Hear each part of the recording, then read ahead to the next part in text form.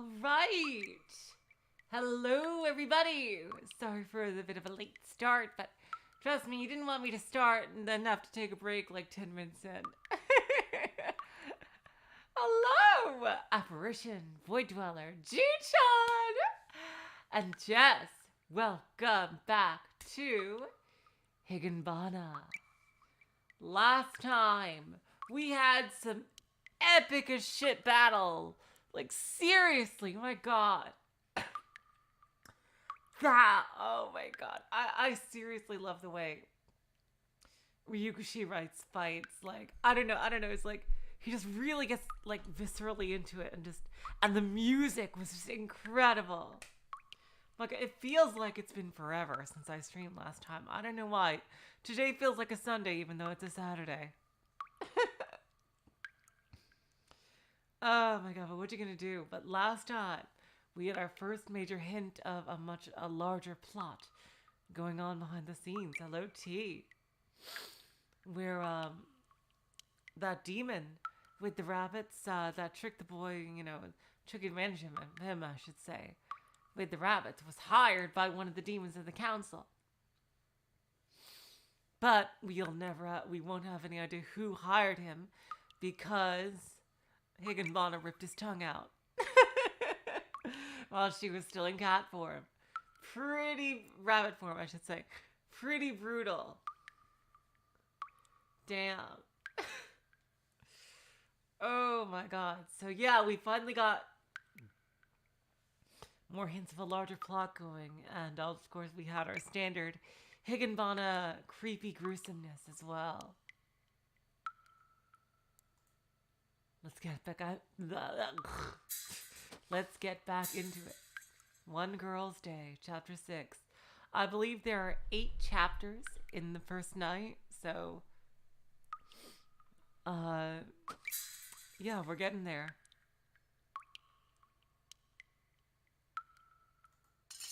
Please tell me if sound volume is okay.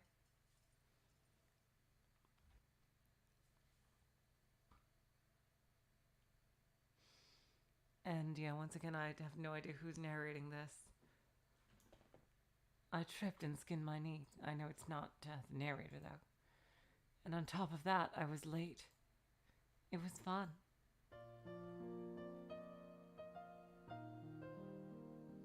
I was running. There have only been 3 times I can think of that I run at school.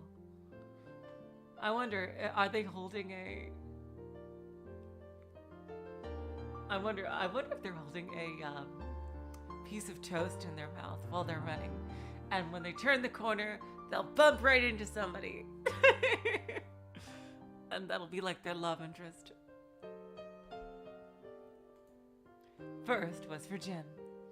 After physical exercises were over, they would make us run tons and tons of laps around the campus. And I was always bad at it. Oh wow, that's totally relatable. Especially if you have asthma like me. But now I'm not wearing a gym uniform, so it's not gym class. Second, during break. Music is loud. Thank you, Ji-chan. I will make it lower.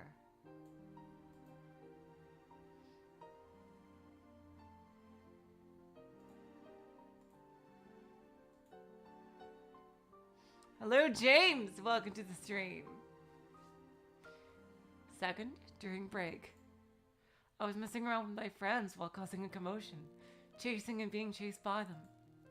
That was fun. I loved it. Oh wow, it's one of your personal favorites. That's really cool. But right now I'm carrying a backpack, so it's not during break. Which means it must be the last one. Oh, how awful. This easygoing thinking was just a form of escapism. This music is very Higurashi. There weren't any other students running like me. This is awful. I really don't want to be late. Oh my god. They're going to turn the corner and bump right into somebody. I'll turn that corner and make the last straight line to the school gate. Turn. Now for the home stretch. Yeah! Just then I stumbled over something I couldn't see. Well, if I could have seen it, I wouldn't have tripped. The fact that I tripped over something pretty much means that I didn't see it. I took a tremendous fall and skinned my knee. Ow, ow, ow, ow, ow, ow, ow, ow. I wish I knew who was talking. My knee started burning hot, and a throbbing pain began. Slowly, a bit of blood started oozing out. I gently traced it with my index finger. My fingertip was slightly stained red.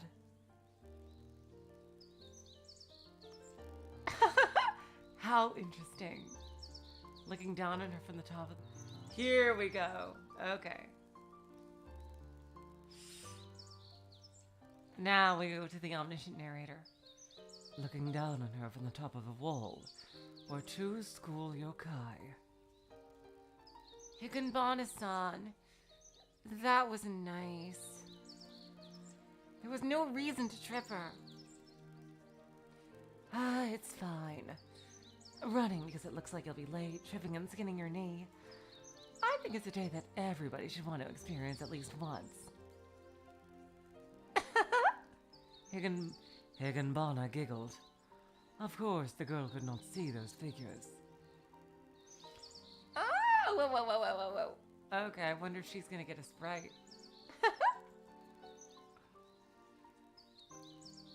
And now it's back to her narrating.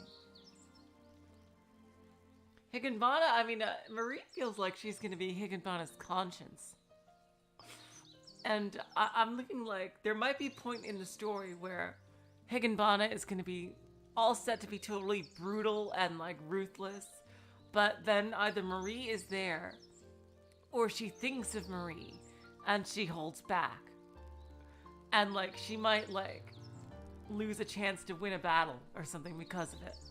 And then like the demon she's fighting will say like, What happened to Higanbana? This isn't the Higanbana I know. Higanbana I know would have finished me off. Or something like that. And then like Higanbana will think like, no, that's not true, or something like that. And like she'll think of Marie and like, I don't know. That might happen, might not. I have no idea. We'll just have to see. I got up and looked at the other side of the school gate. And then that ruthless chime.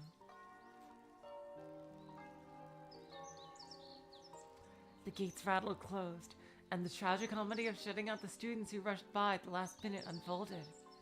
You could just climb over, I guess. Which means that looking at myself here, it's 100% decided that I'm late.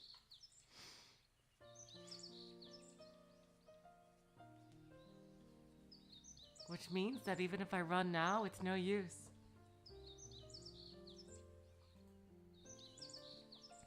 Then, I'll walk.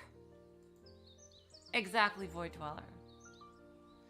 Even if I'm already late, running now would just be ridiculous. When are we gonna see her sprite? God damn it. When laughing indifferently, I calmly began to walk. From afar, the educational guidance instructors were urging us to hurry up. Hurry it up. Even if we hurry or not, what's it matter if you're gonna get mad at us for being late anyway? So at the very least, in exchange for you getting mad at us, you have to let us enjoy the leisurely morning 100-meter stroll to the gate.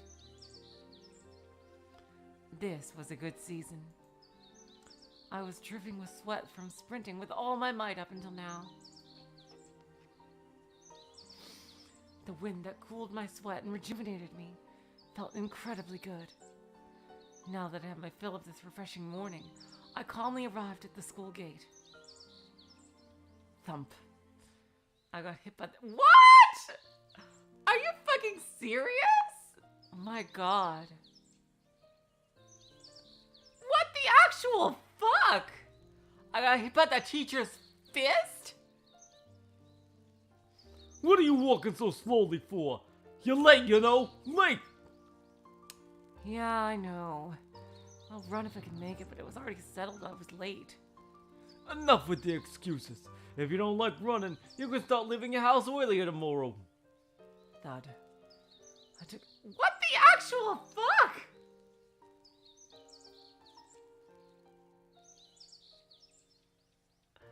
I took another relentless blow to the crown of my head. My god. Ow, ow, ow, ow, ow. It's throbbing now. How fun. Uh-oh. That's the second time that this phrase has come up when something bad has happened to the main character. Oh boy. Something tells me this is going to be used in all sorts of gruesome situations. Alright, get your button gear and hurry to your class. You better not be late again after today. Got it! Jeez, at least your response is decent. Alright, get going. Don't run in the holes. Okay, Shimaru. And with that, the teacher was satisfied.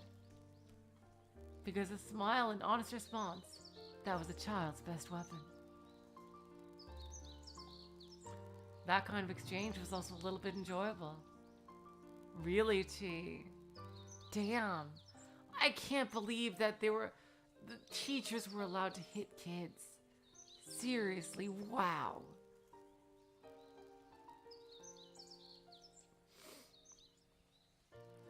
I went through the gap that the teacher had opened in the gate and broke into a run. Yep, today felt like a day that something wonderful would happen. I wonder why she thinks that.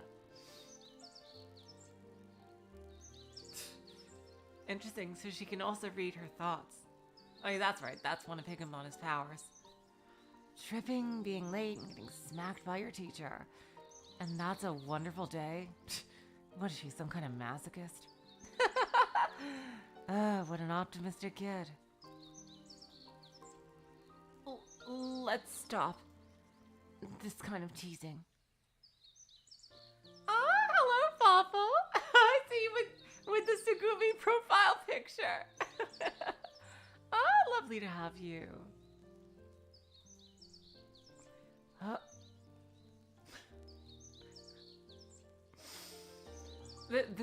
This phrase is an inside joke between me and my significant other in that. Like, we constantly use this when the other person is worried about something and, like, we're all in a panic and the other person will say, oh, it's fine, and just like, and then whoever doesn't say that will be like, shut the fuck up, are you kidding me? To like, as a little thing to like reassure ourselves. So just seeing that gave me a bit of pause. Sorry. Oh, it's fine. I just wanted to try it out. Whether that kid would say it was a wonderful day no matter what is done to her. Whether. Higanbana grinned and looked up at the school building. To today's unfortunate victim of this mysterious yokai's hobby, Marie felt the deepest compassion.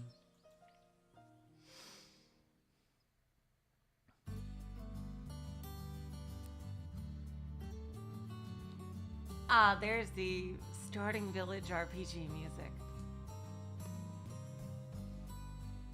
I'll take attendance now.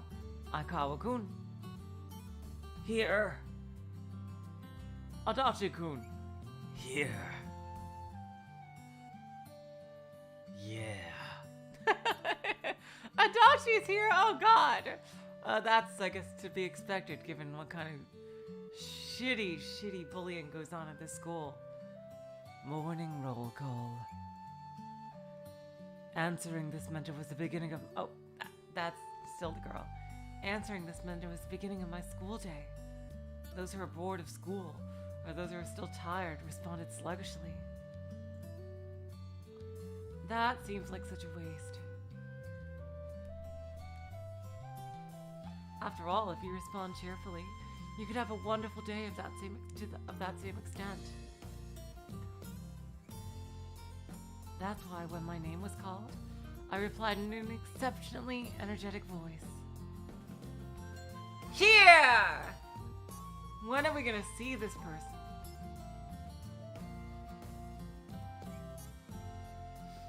the low spirits of before, in light of my clearly cheerful voice, surprised everyone with their blank faces, and they giggled. If you want to laugh, then laugh. You can't relive the same day at school more than once. I wonder, unless your name is Rika Furude.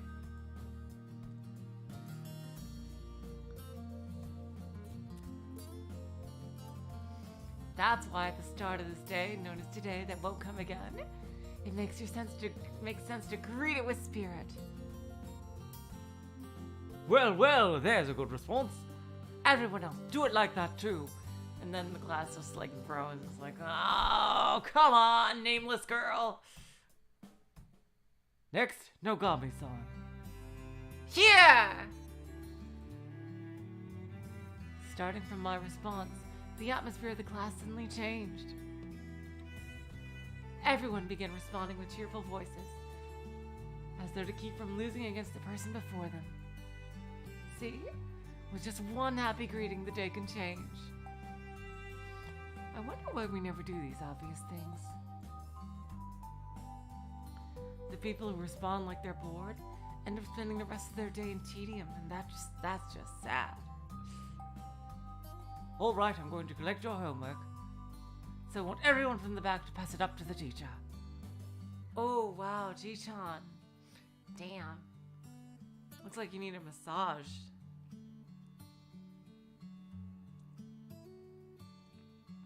Aw, thanks, Ji-chan.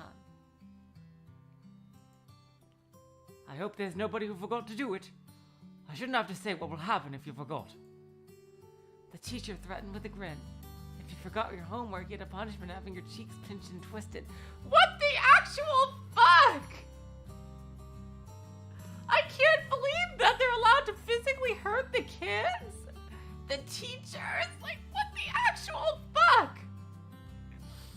My God.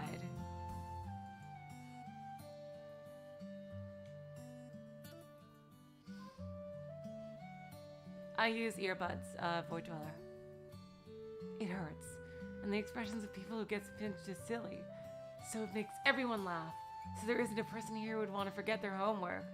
Jesus Christ! Maybe you could get them extra assignments, or I don't know, like, what the actual, like, or give them detention?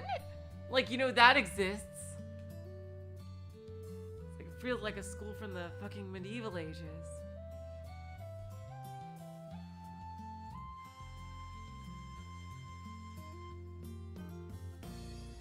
But still, there are a few reckless boys that will smile defiantly and proclaim, Yeah, I forgot. and stand up from their seat. Boys are just so careless. There's not a single girl who would forget. Huh? There's Higanbana. Drills are really just no fun at all. I don't even know how many pages of those I have to do, so I can sympathize.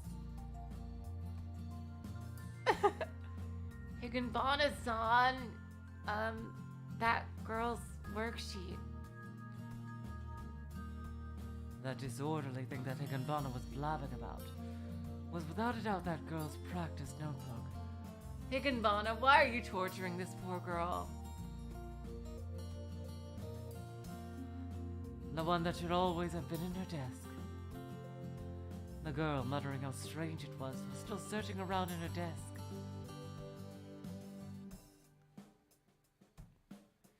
But that's weird. Even though I swear I put it right in my backpack. Why? The person behind me was collecting everyone's drill sheets and was handing them to me. Oh God. No, this is no good. If I don't turn it in, why isn't it here? This is too weird. In the end, it really didn't matter. Even going so far as to turn her backpack upside down, her worksheet never appeared.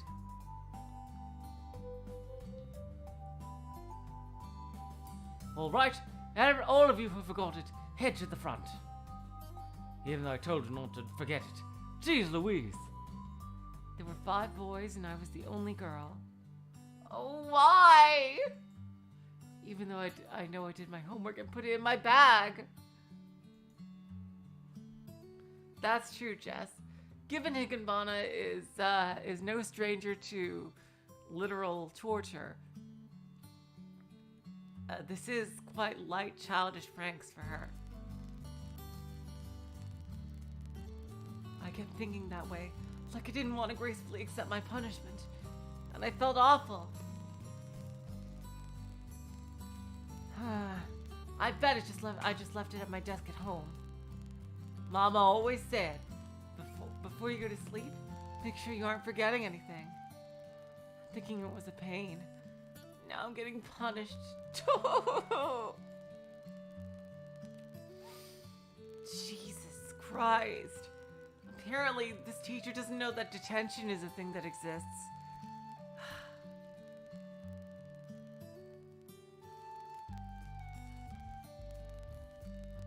The 6 that forgot lined up, and one after the other had their cheeks pinched and twisted.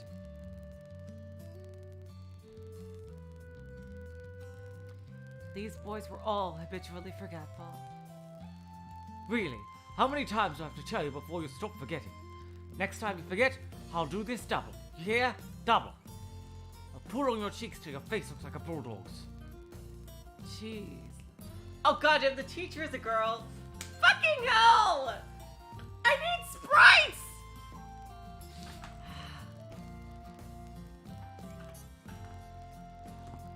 While she threatened them, she pinched each of their cheeks one by one, exactly the way you'd pinch and stretch mochi.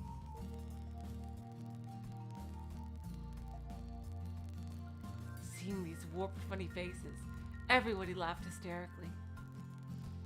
Yeah, normally I've been laughing with them. What a disgrace. Oh, now this is rare. Did you forget yours too?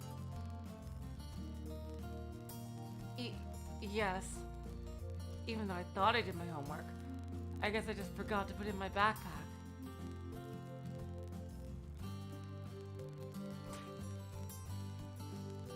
Well, really, it's pretty disappointing to have your homework and let it go to waste because you forgot it, right? Be more careful next time, all right? I wasn't someone who constantly forgot my work, so the teacher only admonished me gently. Oh, that's nice. I nodded cheerfully and brightly replied that I'd be careful next time.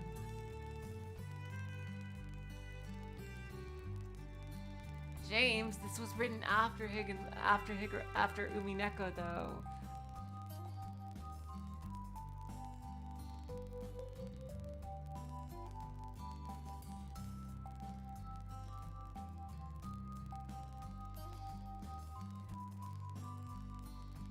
As I thought it was just a put-on, my collar was pulled violently back. But I still need to punish you. Learn from this experience, and don't forget again.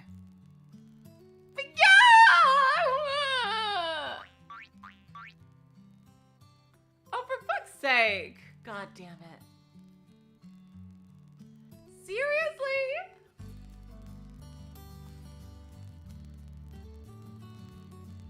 I look forward to the day when, jeez, like, forgetting your homework wouldn't even be a thing if you just email your homework to your teacher. Or, like, drop it in their Dropbox online or something like that. My soft, soft cheeks were tugged, stretched, and twisted.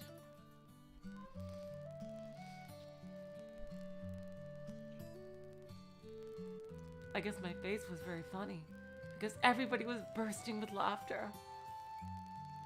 That was somehow funny. Even though it should have hurt, it made me laugh too. Right, we're done here. Go back to your seat. While saying this and freeing me, I could even see my teacher seemed to be laughing. My cheeks hurt. I was laughed at by everyone. But it was fun. While feeling like I was the only one who was given a reward from the teacher, I triumphantly returned to my seat. The pain in my cheeks now had become a pleasant feeling. That looked like it hurt. Having your cheeks pinched and pulled like that. She's not bad. Even after going through that, she's still thinking it was fun. Ooh, Higanbana, I better up my game. I don't want folks saying I've lost my touch. Higanbana! It's kind of nice, isn't it? Oh my god! She's corrupting her!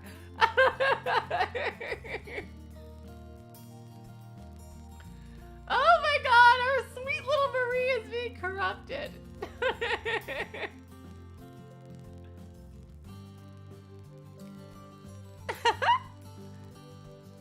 Isn't this interesting? It makes me want to test her more.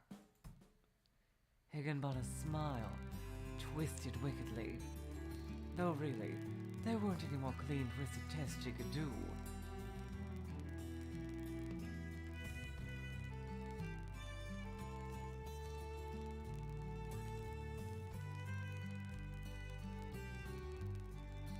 Sorry, Marie, not Maria. God damn it. What do you mean by test? Isn't it obvious? Testing whether she'll think things are fun, regardless of how far she's pushed. While Higanbana's eyes glittered and narrowed, Marie sighed deeply. Marie was starting to realize that while Higanbana was in a good mood, if she were to interrupt her with an awkward comment, Higanbana would get strangely pouty.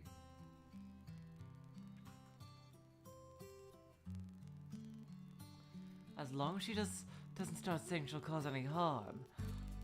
Oh, as long as she doesn't start saying she'll cause any harm, I suppose I could tolerate it. And there was no way Higanbana could guess Marie's wordless laments.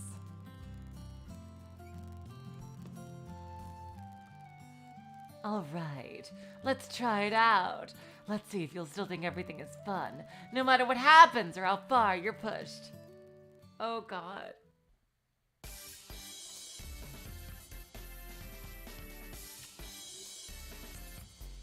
Oh, boy.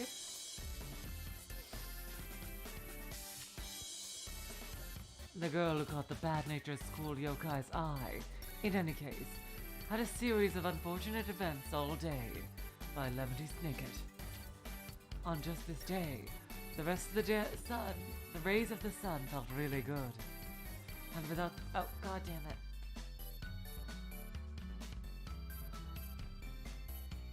And without thinking, just as I dozed off, I was suddenly hit by my teacher. I didn't know what page we were on in my textbook.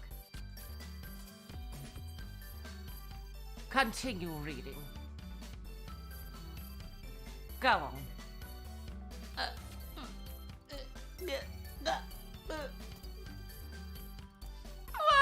My teacher's suspecting me! Wait, no, it's a guy!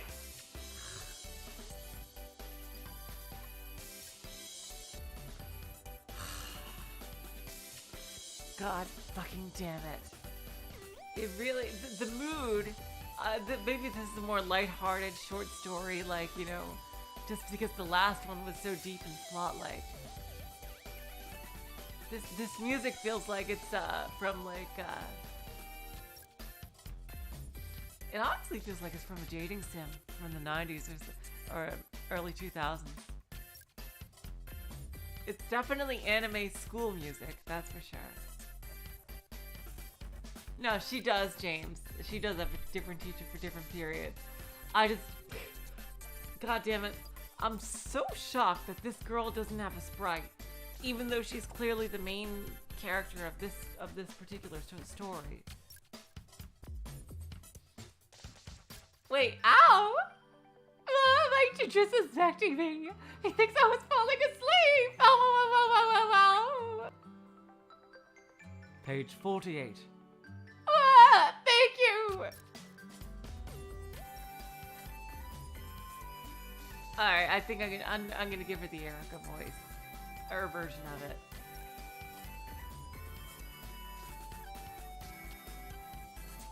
Right as people were getting impatient. Right as people were getting impatient, the person behind me became my lifesaver. During these times, there's not a girl who wouldn't feel she has wondrous friends. Even though I was quite pickled falling asleep, since it was such a wonderful feeling, I was happy with it. Next was the science incident. We were measuring the temperature inside a test tube. The teacher said we didn't pay attention to the thermometer. The test tube could break in spite of everything. Shudder!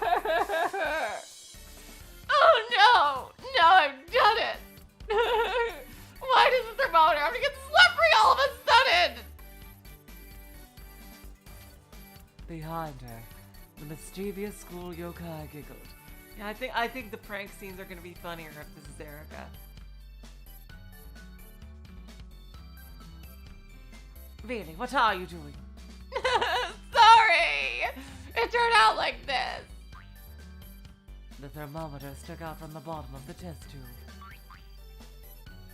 When it started squirting out like a water gun, it was quite comical. And everyone in my group started giggling and laughing. Well, later the teacher got mad at me, but I still had too much fun. Then there was the time at lunch.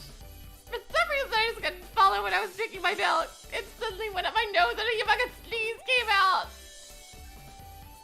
I'm glad you like it, Jess. Everyone could tell I felt pretty awful when I finished my sneeze.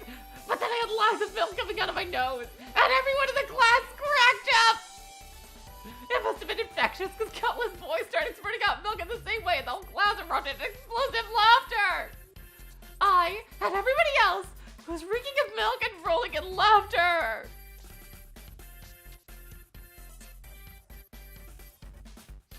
Even though I suffered through that, nothing could keep me down! And not even the lunch on the menu could feed a room filled with raucous laughter! And so, I wiped my face with my handkerchief! I couldn't stop laughing! I, Erica Fruta, the greatest laugher who ever lived! You know, maybe while she's drinking milk is going too far? Even after that, she still thinks it's fun. She's pretty tough after all. Oh, she's making me want to see her cry, no matter what it takes.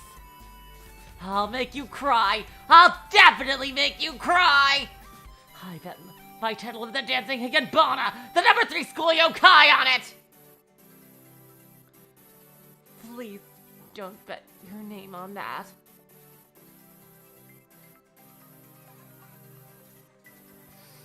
After lunch was a fun afternoon break! It's the most fun time at school! The boys all dashed out their classrooms at once, running around in the courtyard, brimming with energy on a day with weather like this would surely be fun, right? Right? I also dashed out of the class with my friends! Hurry, let's go, let's go. The boys are going to take all the balls from us again. If we're late, only the deflated balls will be left. Where should we play?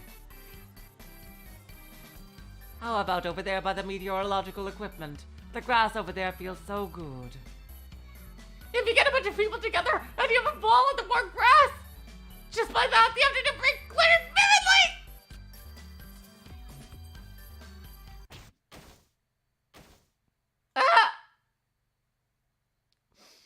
Because I was running around excitedly, I wasn't paying attention to what was in front of me.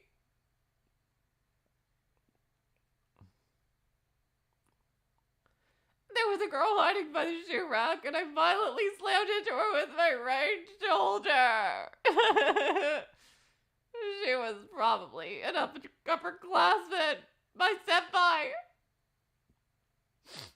Her hair was long, beautiful, and incredibly impressive, and I'm gonna compare her to a doll. I'm sorry!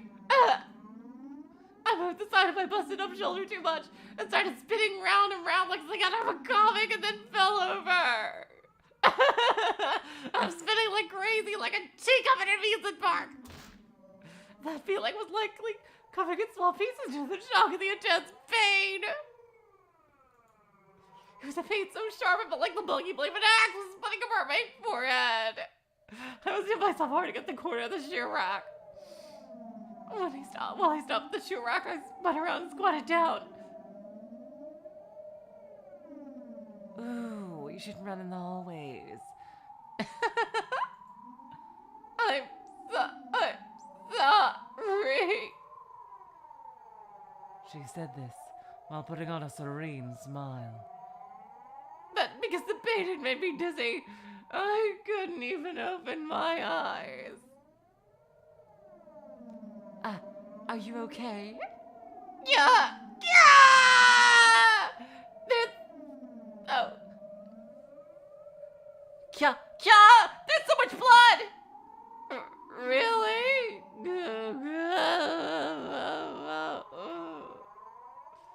I didn't mean to get such a terrible injury. More importantly, if we don't go get the ball, they'll all be taken by the boys. I'm fine.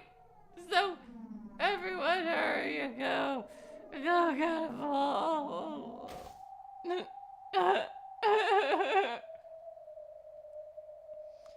Kya, hang in there, somebody. Call the nurse. Kyrie, nurse, come on. She lost her consciousness, and her stance lost its grace as she collapsed to the floor. On the shoe rack that she had clumsily gone over with her forehead, a splash of blood was thickly plastered. Seeing that, the girls let out a blood-curdling scream. Hearing that, the students began to gather near. The teachers, thinking something was wrong, also came dashing. In the middle of the circled crowd, the girl whose fresh blood continued to spill lost consciousness. Breaking out from that circle, what looked like the figure of an upperclassman calmly looked. It looks as though the humans could not see her.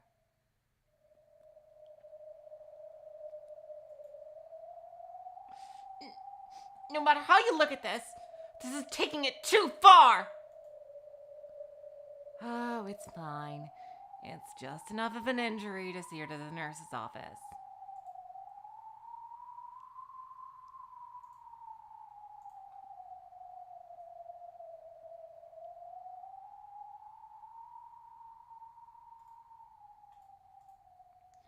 It's not like it's life-threatening or anything. Jeez. Come on, Marie. You know if I wanted to kill her, I could do that really easily. But, well, you know I wouldn't do that either. You know, I would drag it out and make it deliciously ironic in some fashion. So, yeah, I guess your worry has some merit. Higanbana. It's not a matter of the degree. I'm telling you that hurting someone is taking it too far. Oh, why are you being so spoiled, Marie? I'm a yokai, aren't I? I'm the dancing Higanbana, and I drag the students I take interest in to the infirmary. She's someone I took interest in, right? Even if she falls down or if she's late, she forgets something or gets pinched. No matter what happens to her, she just keeps saying it's so much fun. And I want to make her cry no matter what it takes.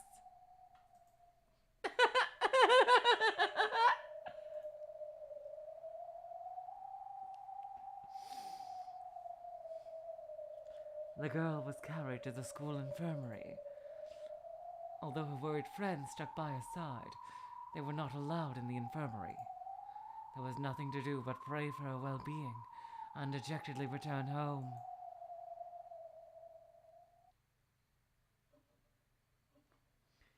In the infirmary, the nurses were watching her condition.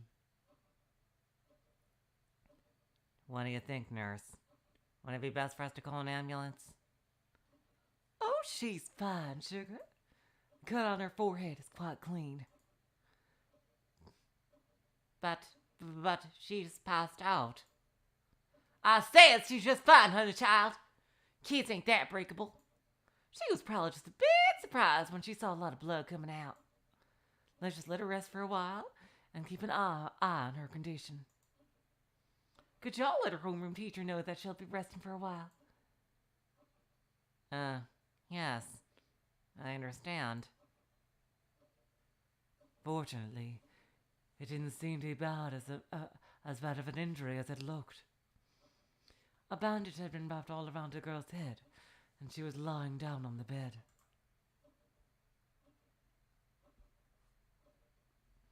Certainly, her appearance was painful to look at, but according to her expression, she looked rather serene.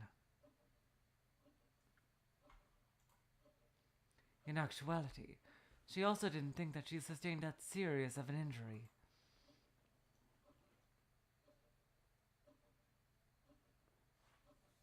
Her consciousness is a little far off, but it's still there. From what the teachers could tell, she was sleeping, but in reality she was just listening in on what was happening around her. Thank goodness!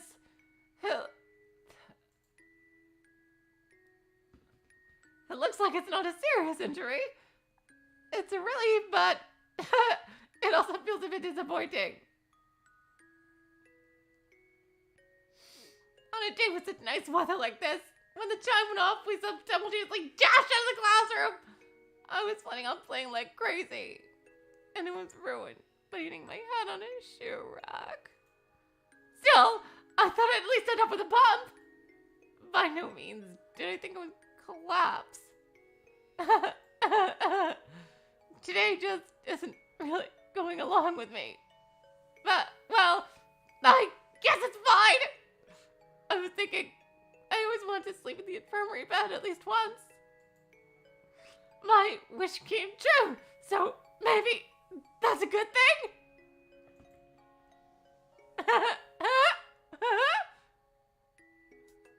From far away, I can hear the chime that signaled the end of the lunch break.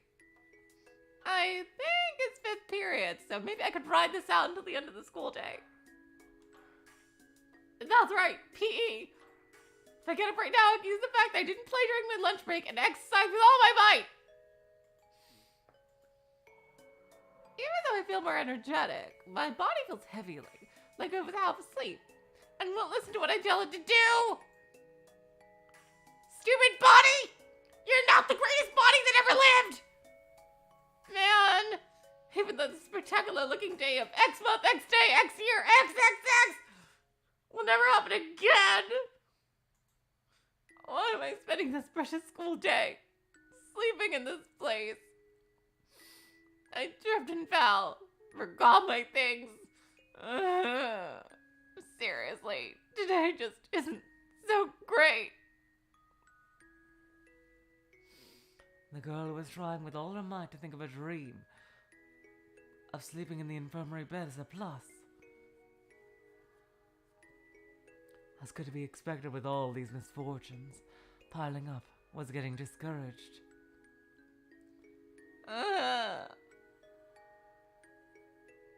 Oh, y'all are awake? The nurse noticed. Yes, unfortunately. How do y'all feel? Do you have a headache or anything? Nothing to be concerned about. By my decree, y'all should sleep a bit longer. The nurse had a bright expression. She was glad that it wasn't a serious injury. Then I just want to go back to class soon. The only day I can attend today's 5th period class is today. I don't want to waste my one chance of going to today's 5th period class sleeping in a place like this.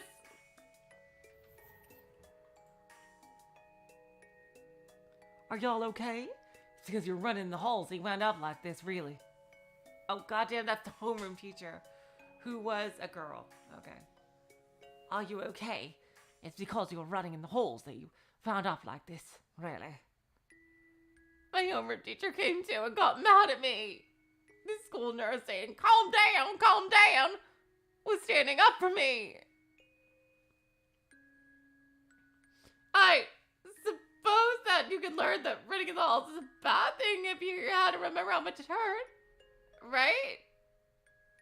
Oh, I wonder who's talking. Is this the homeroom teacher or is this the nurse?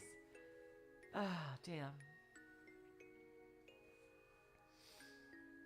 I suppose if you could learn that running in the halls is a bad thing if you hit your head and remember how much it hurt. Right? You won't run or anything anymore. Right? I won't. I responded with a nod, and a relieved smile came from both teachers. Oh, I think I'll let her sleep for a little while longer. I think she'll probably be able to go back home to homeroom eventually. Is that so? Thank you very much. Hear that? Please rest for a while, okay? You mustn't push yourself. I want to go to gym for some reason. Now, what would happen if y'all exercised and your wound opened up? After fifth period is over, if y'all look like you're awake, you can go back. That should be fine. After fifth period, there aren't any more class. What? Really? What do you do for the rest of the day? Wait, they only have 5 periods? Really? What? Exactly, Chishan. Imagine wanting to go to PE, seriously. That is beyond my comprehension. They must have long ass periods. Well, school periods.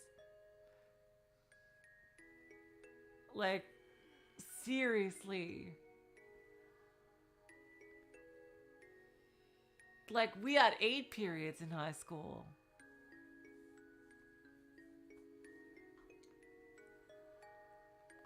Wait, James, you only had 5 periods in your school? Really? Wow. I've never heard of that. We always had 8 periods in all of high school and junior high. Maybe they don't count lunch and recess as periods? I don't know.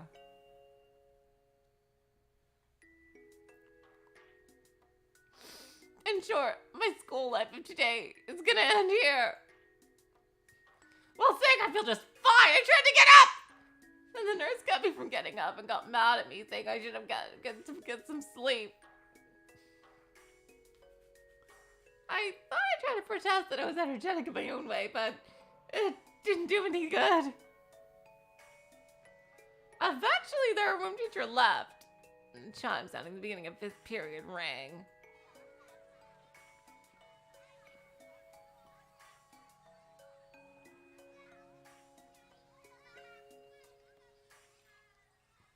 In the courtyard, I could hear a short whistle blowing, and then I began to hear everyone's enthusiastic shouts. They were the voices of my classmates, total weirdos like me who actually enjoyed gym. Even though I couldn't see them, I could tell it was them just by hearing their voices from here.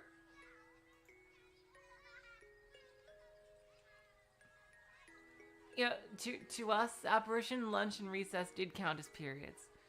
And we had 8.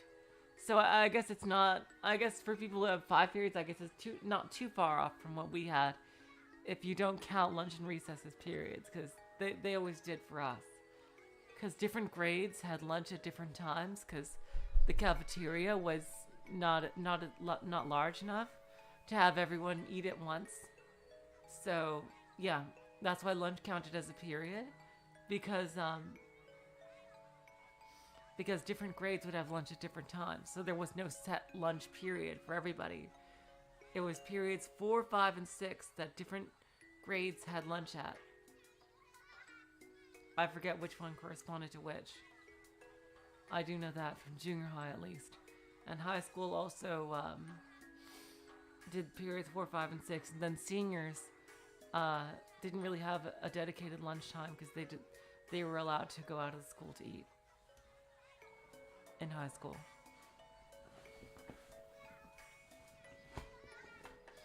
But I personally never did that as a senior because periods in high school were 45 minutes long.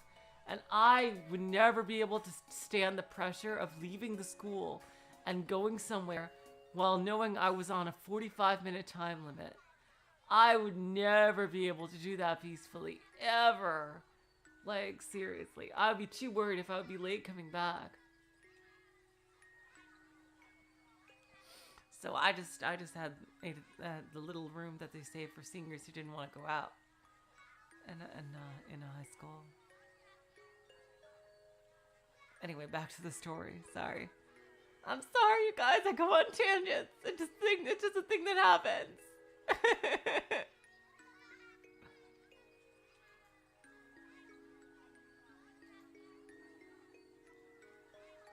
It was Fujikun and the others messing around and enjoying themselves. See, even driving, I couldn't do that, Ji-chan. Like, seriously, it's just 45 minutes. Like, imagine having to leave the school, drive somewhere, eat, and get back, all within 45 minutes. That's insane. I'd never be able to do that and have a peaceful lunch. And yeah, you even had 40 minutes per, like, seriously. Where could you go and then eat in that amount of time? Everywhere nearby would be packed with students, so it's not like you can grab something quickly. It's ridiculous.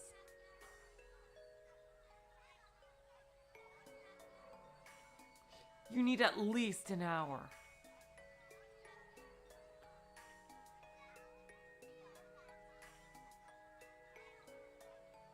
Anyway, back to the story, sorry.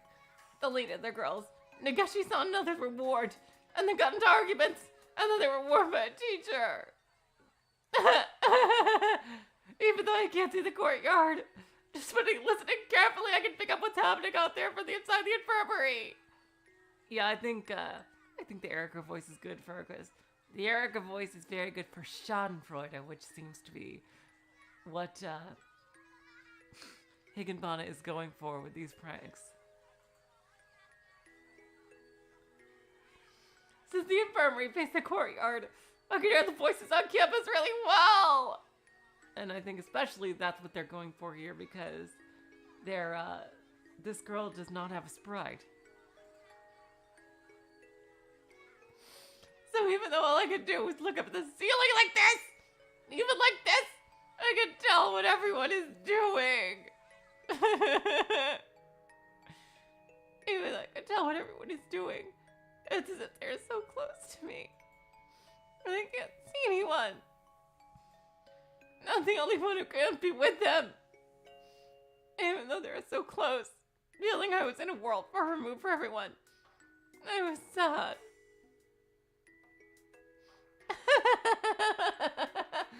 I knew that this would be the last of it. Looks like I win!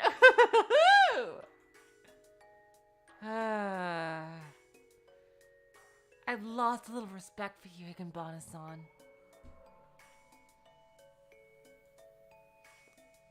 It's fine. After all, I've granted her wish of sleeping in an infirmary bed. I was sad. She just wanted to go do PE with everyone, for some reason.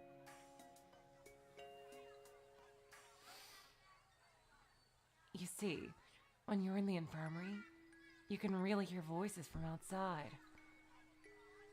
Whoever it is, what they're doing, or what they're playing, you can tell easily. The master in the infirmary sat with her eyes staring into the distance. Oh, wow. Looks like we're gonna get some Higanbana characterization here.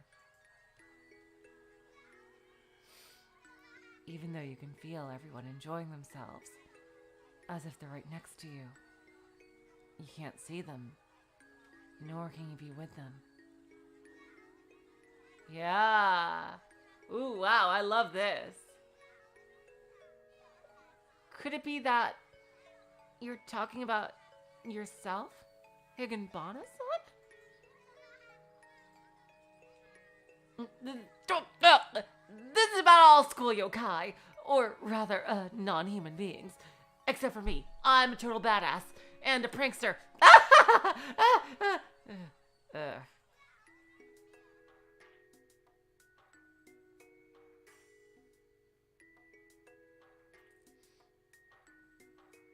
I don't know who's speaking. Maybe Marie, I'm gonna say. Is that what it means? To have life after death? I wonder.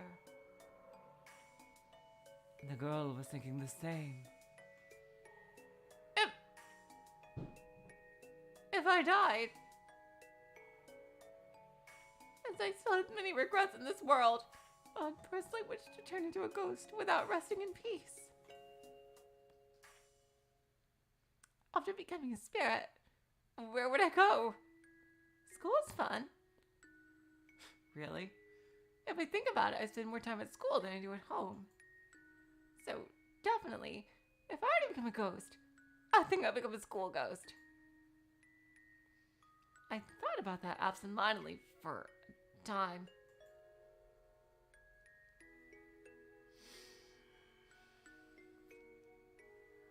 But right now, in this infirmary, all I could hear was the sound of everyone's voices seemingly having so much fun.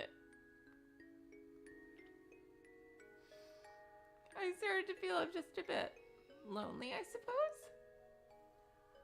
I'm close to everyone. Even though I can tell what everyone is doing and what games they're playing, I can't count myself as one of them.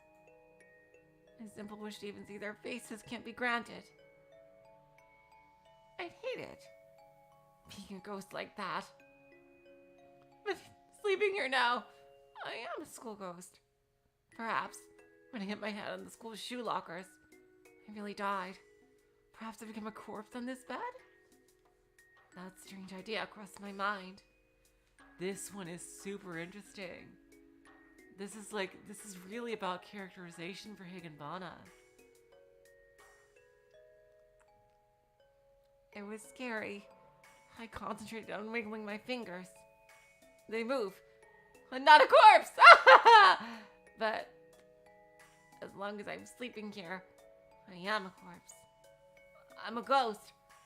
I thought being a ghost would be more fun. Disappearing at will, pulling mysterious pranks, and I thought I could always be with everyone! I hate this. I don't want to be a ghost like this.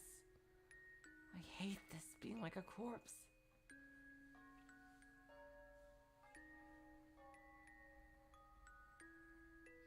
The chime sounds, signaling the end of the period. Then the phone rang. The nurse picked up the receiver.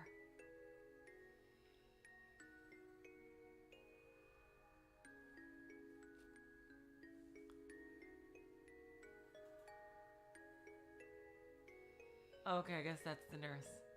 There's no quotes here. Okay. Uh-huh.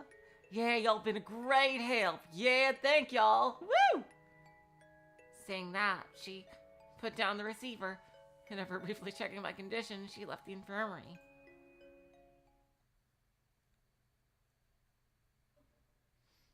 As her footsteps faded, silence fell over the infirmary. Slowly, I began to get up. Suddenly, I'm feeling better! When I was carried in, I had felt so heavy.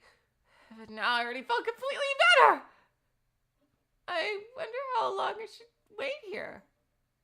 I tried rotating my neck and shoulders. Gingerly, I tried touching the bandage on my head. Yeah, it's good! I wonder, will the nurse hurry back soon? If I get back now, I might make it in time to help clean up the classroom. The last possible activity I could get involved in at school today.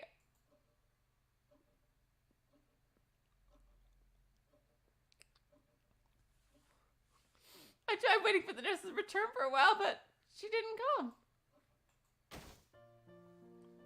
Well, I've given up the role of corpse. I'll become a ghost. Interesting. Huh. I got up out of bed and put on my indoor slippers. The ghost I want to be is one who could freely go around the school and play all sorts of games with everyone. The greatest ghost that ever lived or died. I'll make myself one from now on.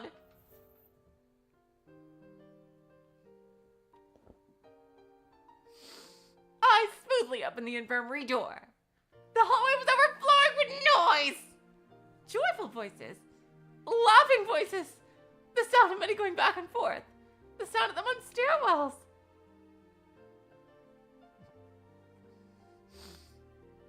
Showing signs of people, those who were certainly alive, were sounds that were flowing with the sensation of life. That's right! This is the world of the living! I stopped being done in the infirmary and left the hallway. I'm heading back! I'm off to my classroom! And I'll help with the cleaning. I quickly snuck off and returned to my class.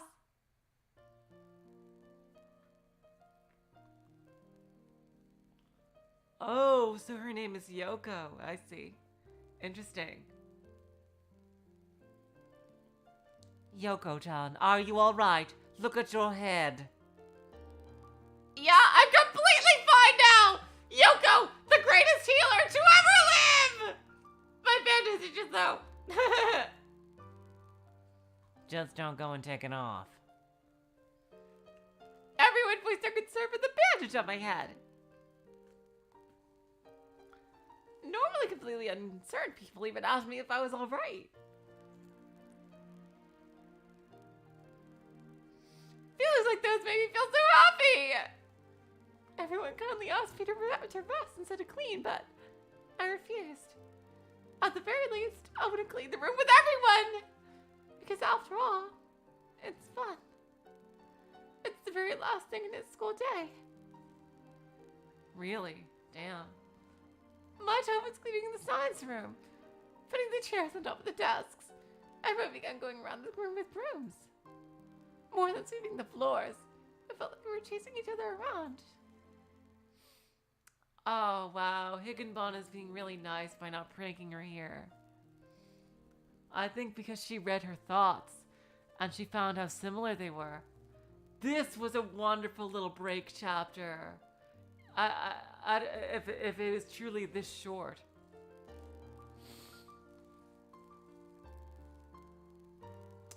Damn, this is really nice. After all, I didn't get my recess nor my PE hour. So I used every bit of energy I had today to tell me I had to clean up! The greatest cleaner to ever live! Wait up! Hey! Stop. Stop that, Yoko!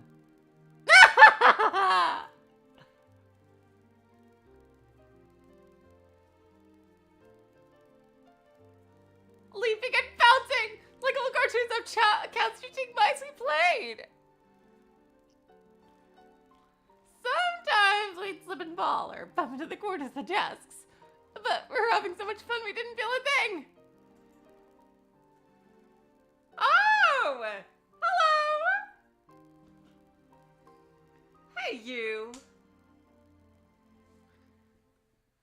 Hello, other Takashi that's not part of Ever 17. What are you girls doing? If you run around like that, you'll break something.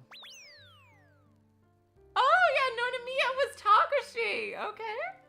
Sorry, Takashi Nonamiya-kun! Out of the way!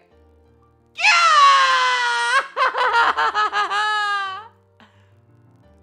She's still going.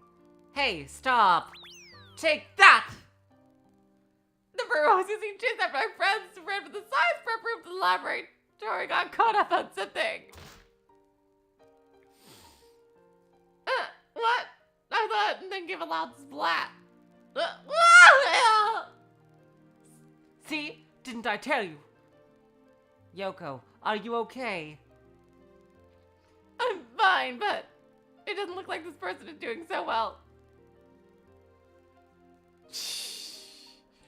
Oh my god. What I got caught on was the science room's friendly, grotesque human anatomy dummy.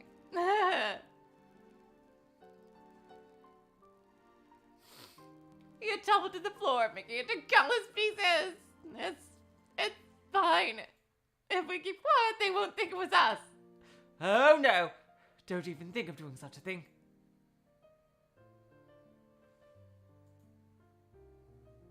Let's go, Yoko.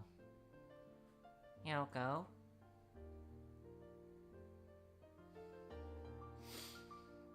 I met with the eyes of the boy with glasses who had the same job as I did.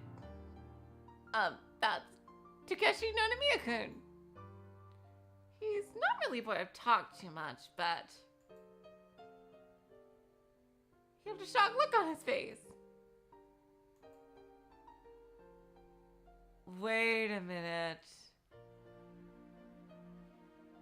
Wait.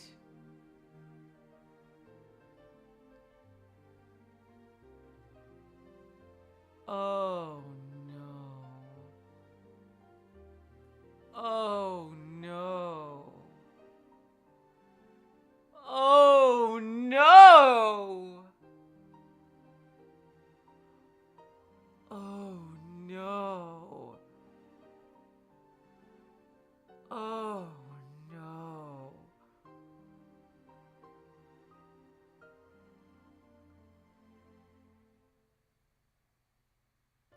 But wait, how is that possible? Oh no.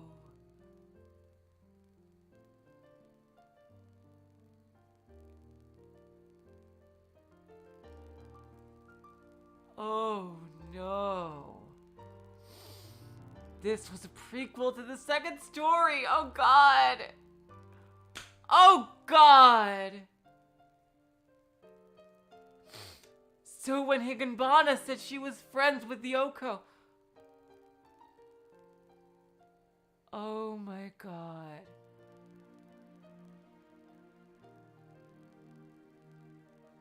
Oh my god. Yes, oh my god. This is why she intervened later. Oh no.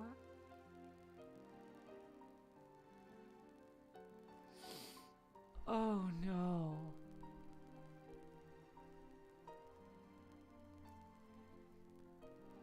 Oh no. Oh no.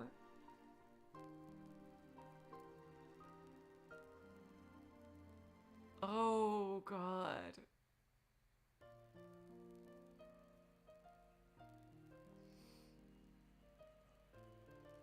Oh no. Oh no. Oh my god. This is the day. It started with Takeshi and the camera. Oh god, oh god, oh god, oh god. Sorry, Takeshi Nonamiya-kun. I really hope you won't hold like a lifelong grudge for this, and even though you warned me by saying don't break anything, I'm sorry. Even if you apologize to me, I'll be in trouble. Apologize to the teacher.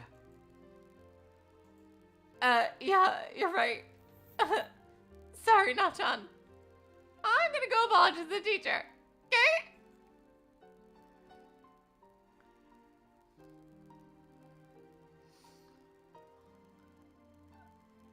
I said I would know as long as you keep quiet about it.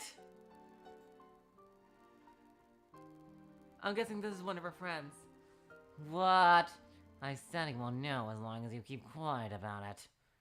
We can't do that. I'm gonna apologize. I thought he broke it. Nachan. Okay. Oh no, that was him talking. What? I said he would know as long as you keep quiet about it. I thought he broke it. Nachan, you had nothing to do with it, so we're here. Wait! Yoko! I went past Takeshi Nonamiya-kun and ran to the staff room.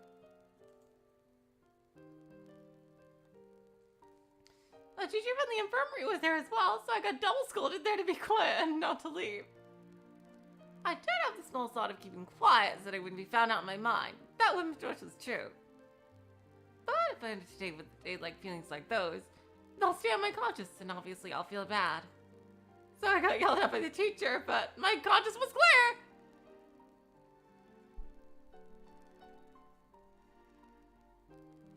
I've had my fill of plenty of hijinks during cleaning duty. Finally, it was time to go back to homeroom! With the teacher tell us to make sure to take care when going home.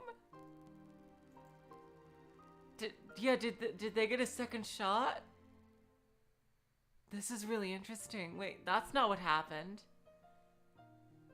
Oh, hello, Lambda. Welcome to the stream.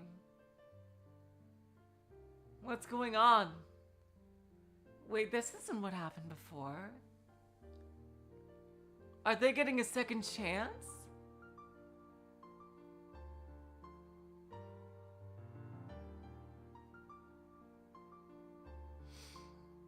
Then we stood about goodbye.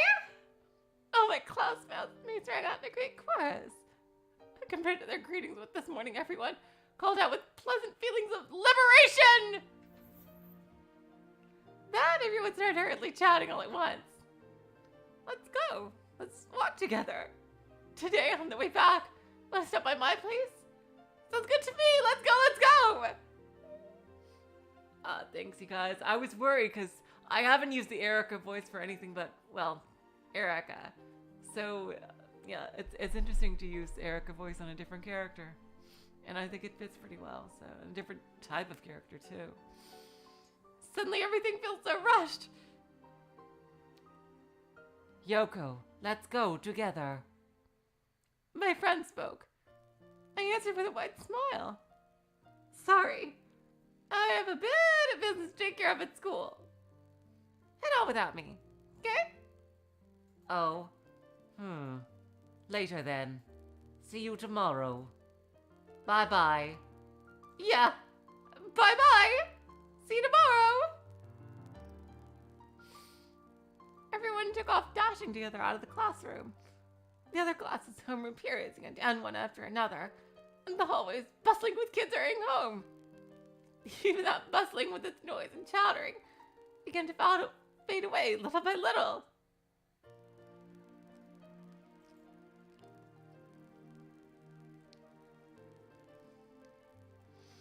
From the hallway to the stairwell, and the stairs to the entrance. Dispersing into the schoolyard they went, and the school began to fill with silence.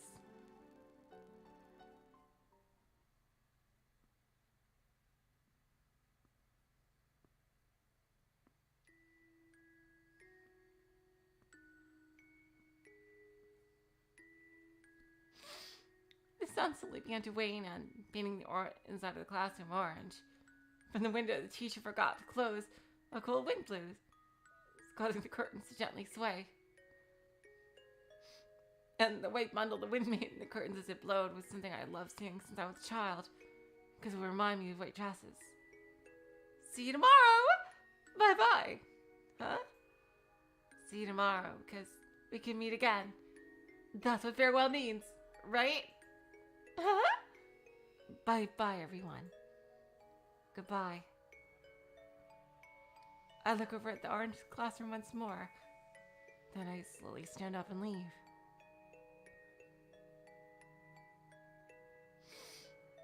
Everyone went from the stairs to the entrance below. I'm heading up! With each step I took, up to the roof! What's going on? Why is she going to the roof? Oh god. Why is she going to the roof? Opening the door of the roof, I was greeted by the spectacular setting sun. There were two shrouded figures with that sun behind them.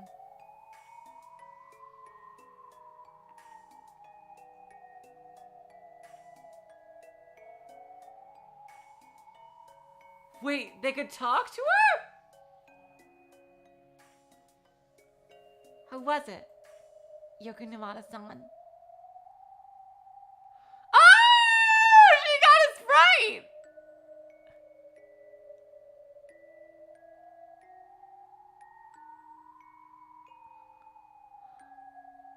Yes. It was a really fun day.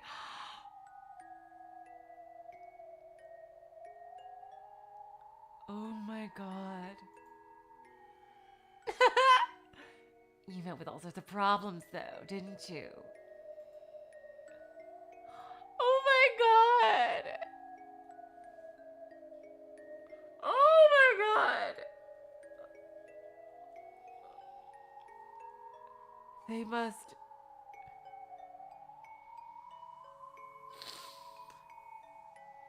Oh my god. Oh, I'm sorry, Ji-chan's sister.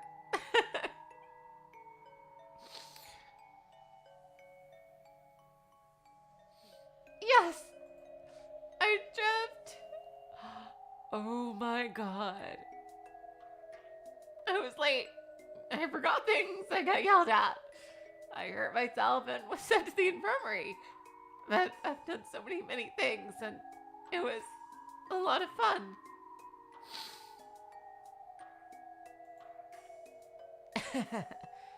I lost. Oh, that is so cool, Ji-chan. I am honored. Oh my god. Well, satisfied now? Yes. Staying behind as a ghost seems really lonely. I don't think I could quite handle it. So she was actually contemplating. I think that's fine too. Being a spirit, there's nothing fun about it. Except me. I make my own fun. The same for yokai. I mean, we can't leave. Yes, you can. You leave school all the time.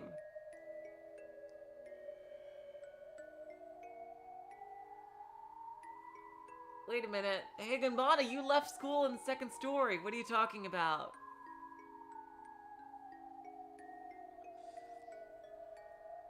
Because we have nowhere to return to. Yes. So I think I'll head home. I looked down at the courtyard, illuminated by the evening sun. Kids hard at work with club activities. Kids that have another fill of fun just yet playing with the equipment.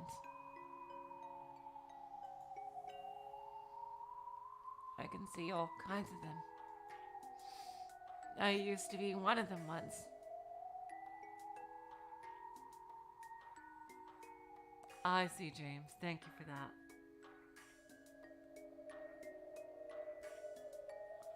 So there's no other home they can have. Like, they can leave the grounds, but... I see that, James. Thank you. And Jess. And today, I surely was one of them. Now, I have no regrets. I had only one thing to say about how I felt today. It was really a lot of fun. In school, I had one fun day like this, didn't I? Oh, God.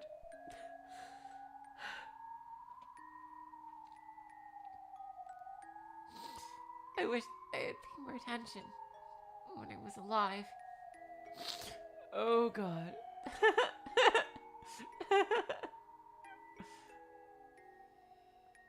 Numata-san.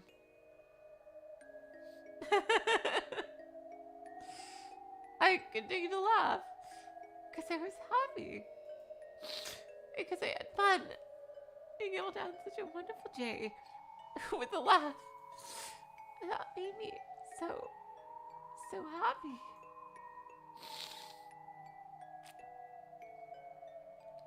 For the longest time, I laughed.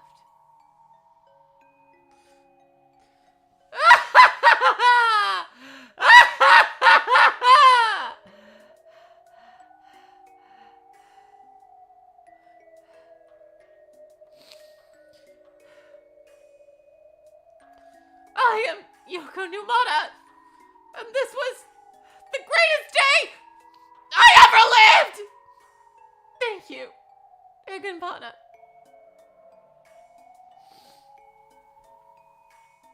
Your promise. You haven't forgotten, have you? No. Please. Higanbana-san. Are you going to eat her?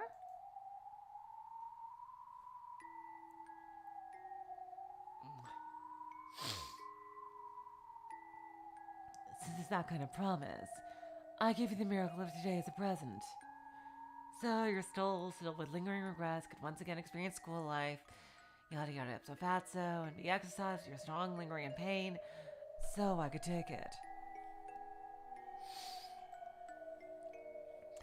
Ugh, it makes me lick my lips, wondering what kind of taste your soul has been given. Higanbana giggled and put on a display of licking her lips with her tongue. I'm sorry, Numata-san. If I had more power. It's okay. Thank you. Take care, you two. See you. Goodbye.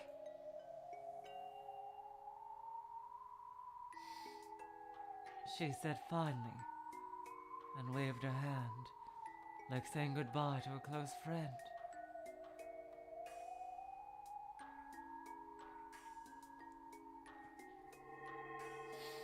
Oh my god. Then, her body slowly began to crumble. Softly, her white soul, like the smoke from incense and like a balloon, slowly trailing in the wind, began to float upwards.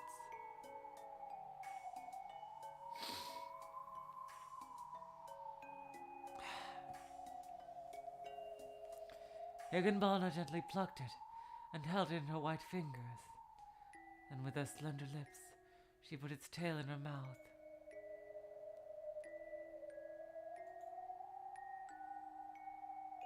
What? I won't give you any. It's my prey. I won't say I want it. Okay, I'm gonna leave. Oh, leaving already? I thought you were gonna stay and watch, complain, and make some noise a bit longer, like, oh, you can't eat people's souls, yada yada. Even if I made a big deal out of it, you'd never listen to what I have to say anyway, would you? That's true too, I suppose. Well then, just talking is pointless. I'll head back. I think I'll drink some tea by myself. I found some delicious Ryukishi stuffed with strawberries and stuff from yesterday. Naturally. There were two, weren't there? There are. So I'm gonna eat both of them. So I'm sure Higanbana-san will be full of her meeting after this. Marie left Higanbana with those words as she quickly went down the stairs. Hey, hold on, Marie. Jeez Louise! Higanbana looked back and forth between Marie's fleeting figure and the soul she held in her hand. Once again, she took a mouthful of the soul's tail, but her eyebrows waned in worry.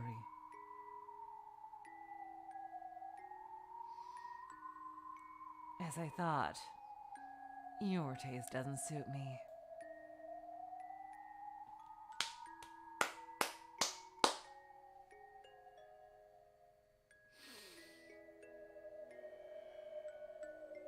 She's going soft for her girlfriend.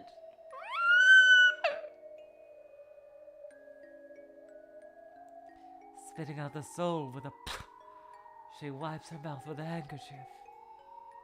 In that instant, the soul slowly passed through her fingers and gently rose to the sky.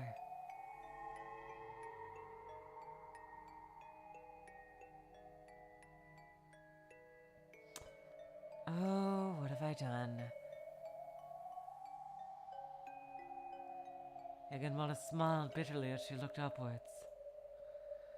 As if it were being sucked into the twilight-colored sky, it shrank in the distance. It was just an easy job anyway.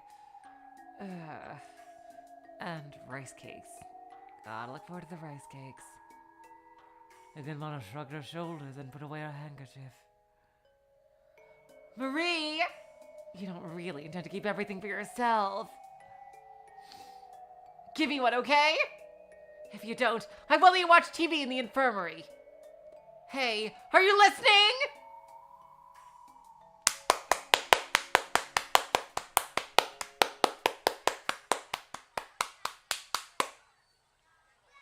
Woo! Oh my god, that was fantastic!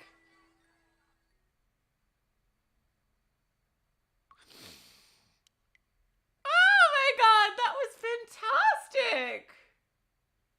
That was fantastic! Oh my god, I love it tying in with the previous stories and the character development for Higanbana. Oh my god. Damn, she is totally... Oh my god. That scene, the next one is very long. Okay. Thank you, Fawful. Okay. I believe we have 2 more, everyone. Seriously, that was amazing. Yeah, so that'll definitely be more than 1 stream for the next one. But seriously, can I just take a moment? Oh, it's closer to 4 hours. I bet 4 hours my time, right, Apparition? Is it the last story? I thought there were 8 in first night.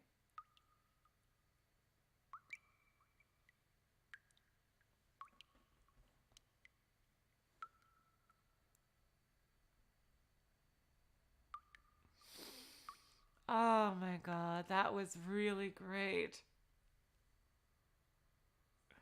Yeah, seriously, James, I love this too. Like just it was so sweet, and you know, with the continuity and everything, like and like the progression of Higanbana's character. I just know it. Like one of the more vicious demons is gonna say like to Higanbana something that's like, "You've gone soft," and like something like that. I just know that's gonna happen at some point now.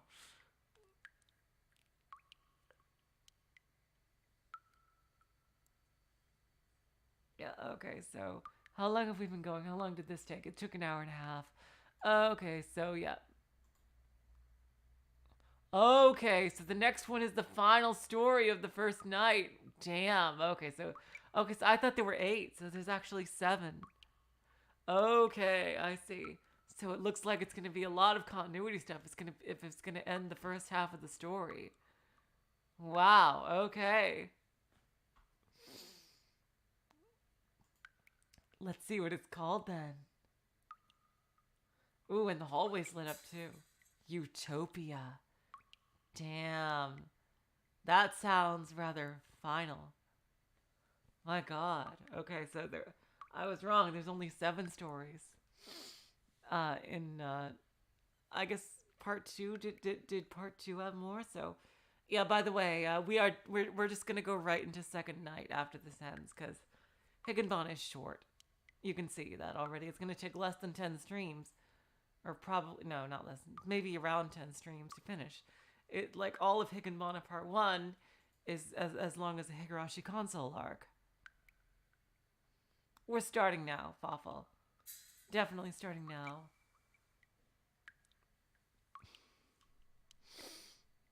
And no, that's what I already did before we started, Jess. So yeah, I'm good to go. Chapter 7, Utopia.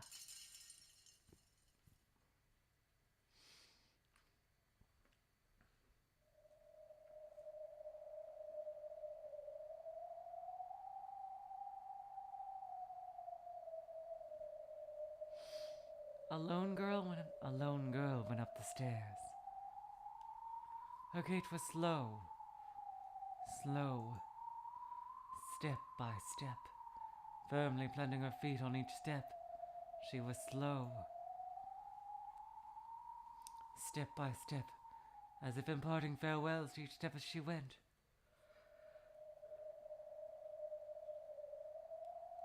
Slowly, the girl climbed the stairs. To this girl, each step of the stairway could be climbed up, but there was no going back down. She could hear the energetic voices of the students sweating during their club activities in the schoolyard.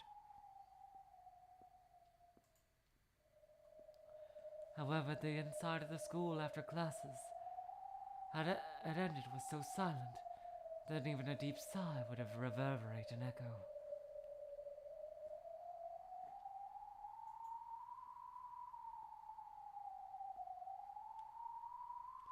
So even though she could hear those distant energetic voices from the courtyard, when she resided inside the school, it seemed like a different world shrouded in silence. Yep, this might be describing Higanbana.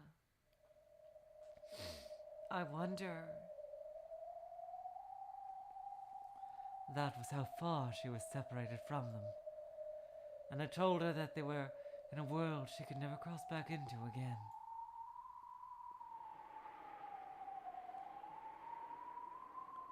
She finally came to a halt at the top floor of the rising staircase.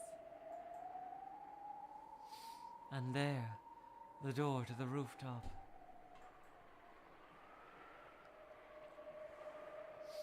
That dead-end place known as the rooftop was her last stop. I wonder, Ji-chan. I wonder, is this an origin story for Higanbana? But she believed that it was the point of a new departure. Yep. It sounds like she's about to commit suicide or something. The girl's arms were painfully wrapped in bandages. Although difficult to make out beneath the shadow of her skirt, even her legs had traces of terrible lingering scars.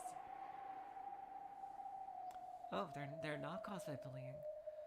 Those scars weren't caused by bullying or by accident. Oh my god! She wanted all of them, and she inflicted them upon herself. Because when she'd inflict these large wounds, she knew that she... Oh my god. She's super depressed. She knew that she could temporarily escape this complicated, frustrating world.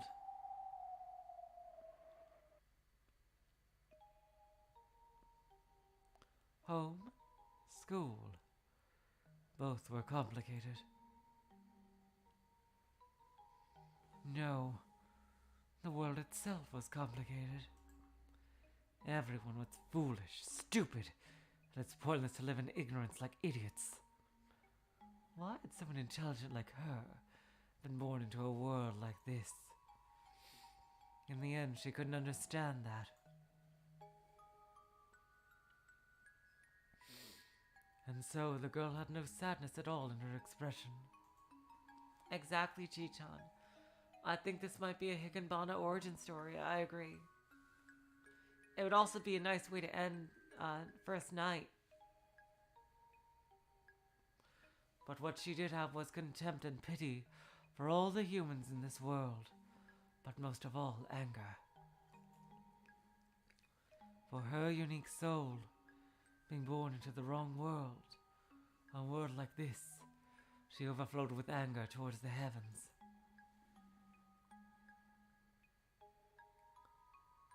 For her, everything she couldn't understand about this incomprehensible world was frustrating. Even worse, her parents, teachers, and her classmates, unable to understand her intelligence, treated her as the same as everyone else.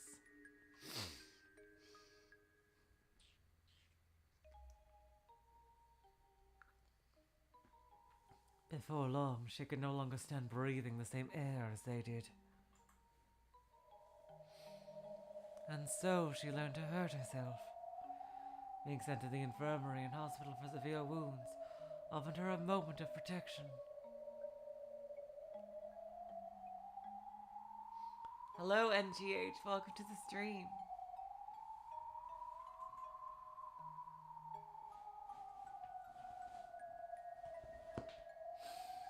And those hospitals and infirmaries were able to somewhat recognize the value of her existence.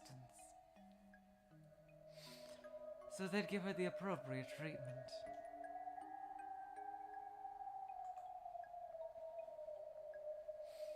As she was repeatedly doing this, she started seeking a way to really hurt herself. Oh God.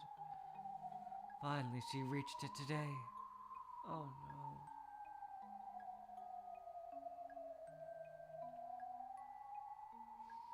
When her treatment at hospitals and infirmaries ends, once again she is thrust back into that irritating world. So she sewed a wound that would never have her sent back out again.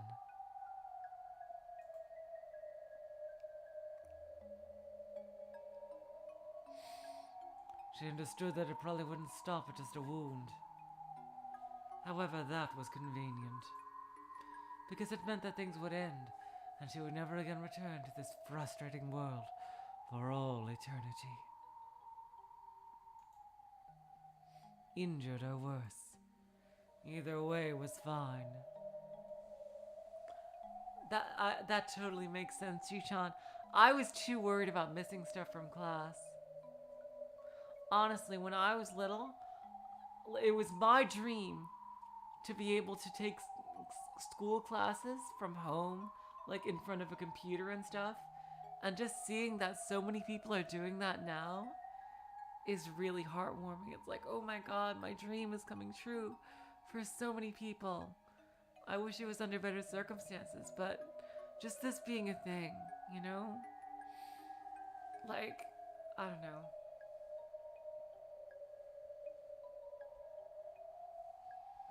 You know, Gen Z, I'm pretty envious of a lot of Gen Z people for many, many reasons.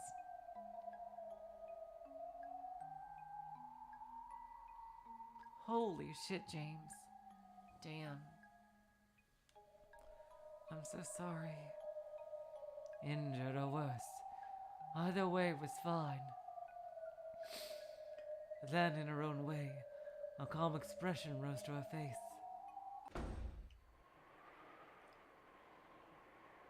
Heading out on the rooftop, the shaw of open air violently scattered her hair with a gush of wind.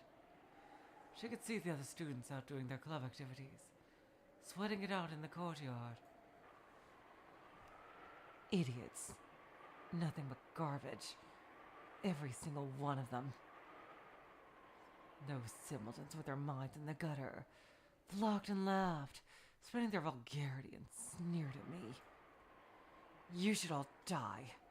And when you die, maybe you'll realize how great I am, and then realize how different my existence is to all of you. Damn, Higanbana sure used to be quite different. If this is her. But then my brilliant mind tells me, what's wrong isn't the world nor these people. What's wrong is that I was born here.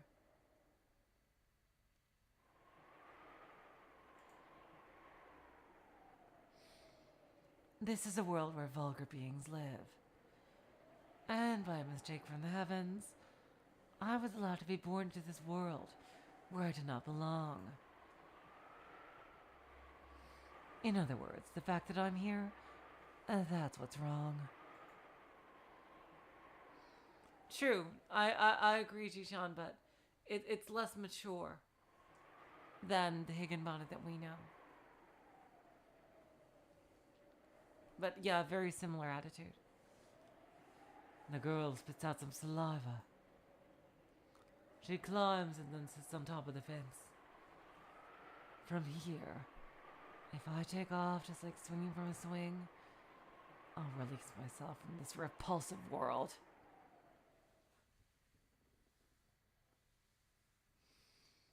Well then, come on. A voice whispers. That voice that offered to save me from this world filled with pain whispers again.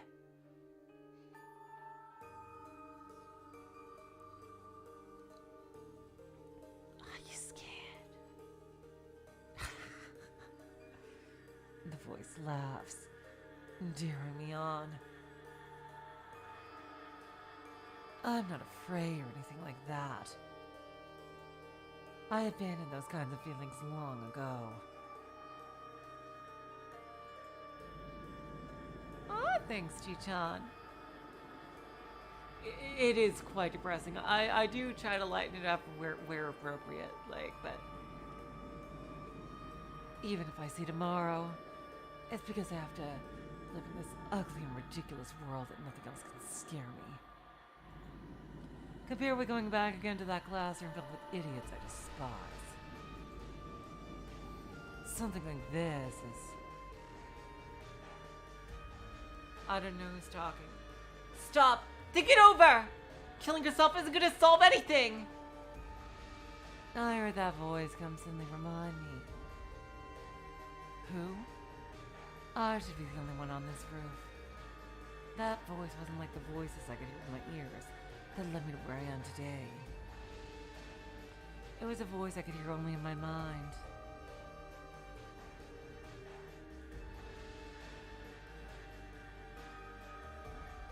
Exactly, James. Yeah.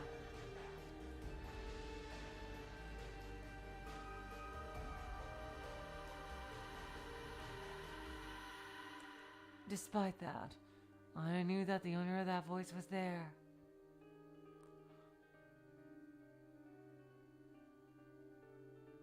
Right, yeah, I totally understand, Ji-chan.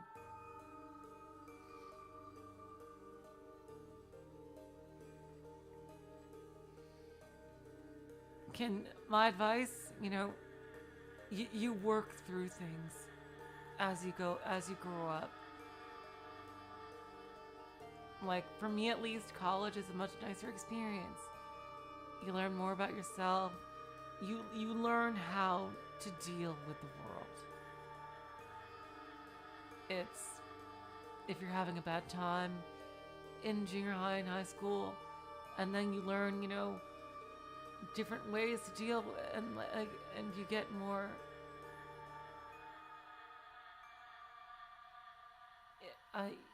you learn. It does get better, especially if your problems are rooted in the people at school. It does get better. You just have to vow yourself to never see any of those people ever again.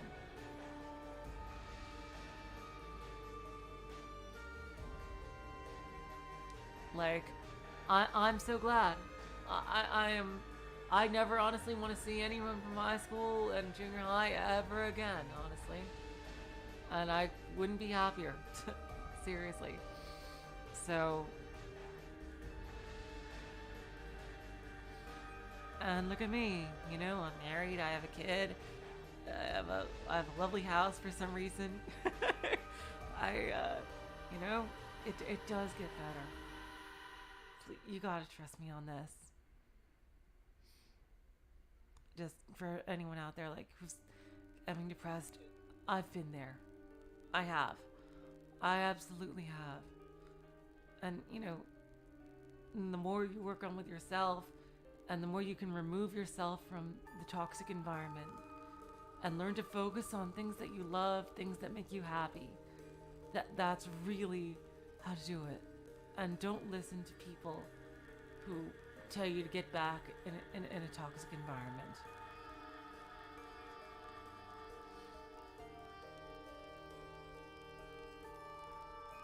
No problem, Ji-chan.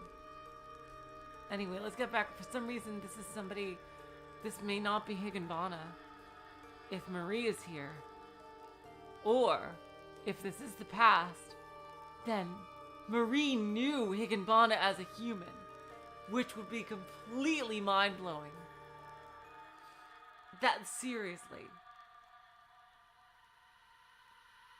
This might not be Higanbana.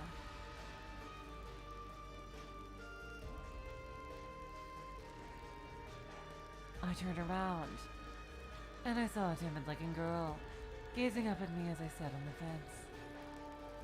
Please come down from there! It's dangerous up there!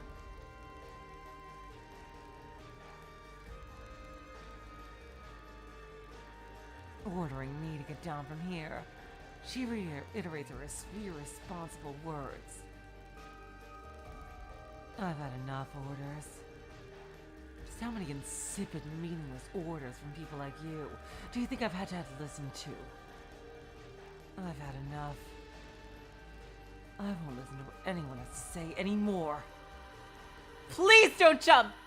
After all, if you're prepared to die, there are plenty of things you can do! Huh? I spat dumbfounded at this girl with glasses. This girl with glasses in her plea. If I prepare to die, there are things I can do. The hell do you mean things I can do? Well, there isn't. There's nothing. There's nothing left in this world that I want. But I need something. A world that understands my intelligence and nobility. I wonder. I do wonder.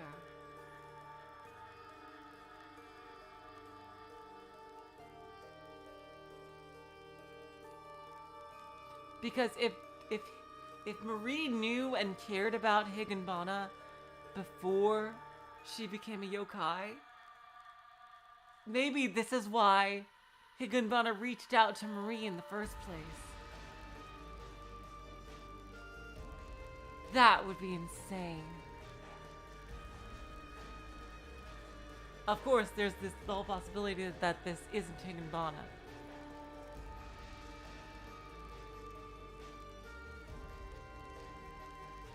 A world that understands my intelligence and nobility. And that isn't here.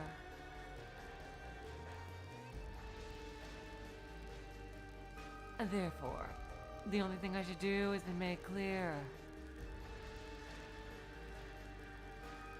And that's that I should leave this world that I don't belong in as quickly as possible. Leave? You mean die? Oh, I'm not dying. I'm just moving from this world of fools to a place more appropriate for me. The OST is incredible, James. The voice. Who is the voice?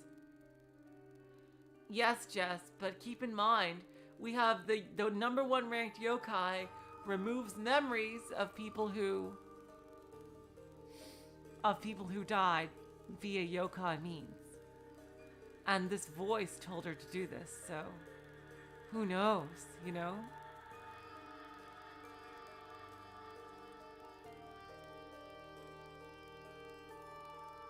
We were introduced very early on in the story to a yokai that erases people's memories of people who died.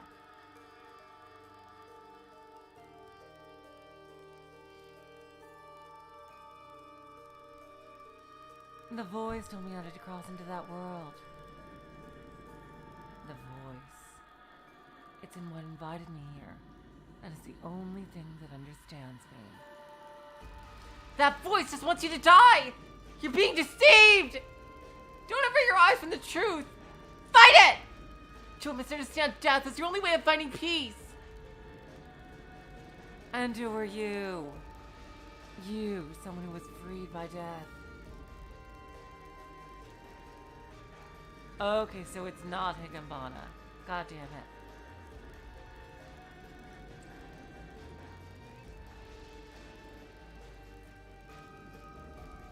I thought this was a flashback. Okay, so it's not a Higanbana origin story. I see. The girl recklessly standing up and involving herself by telling me not to die was actually not of this world. How funny. I've heard of gods of death. This is the first time I've seen one as saying live. It's true. I might already be dead. But I mean, it's not like I've been set free or anything like that.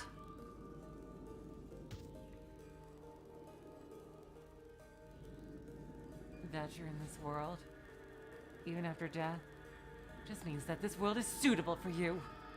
For a fool with an inferior mind like you, it's quite suitable, wouldn't you say? I'm different. Oh, I'm different. I'm intelligent and noble. That's right, I'm a genius. Since I'm so different, I just cannot be understood in this foolish world.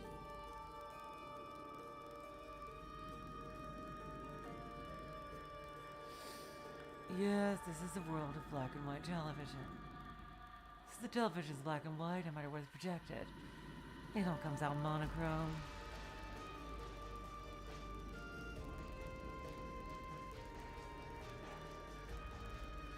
For a full color being such as myself, I can only see black and white in this world. There's a high-class world for me. Death will take me to that world.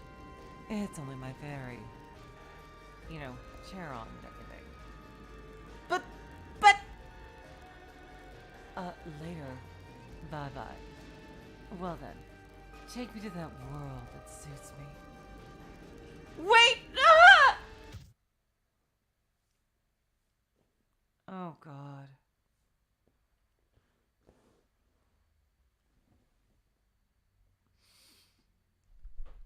The girl atop the fence spreads both her arms and leaps into the sky. She doesn't look below her. While looking at the sky above, she flies into that deep blue world.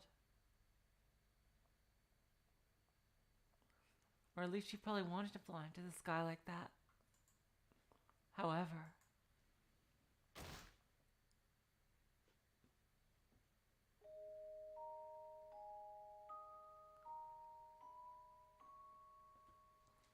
in an extremely natural way, she fell straight down.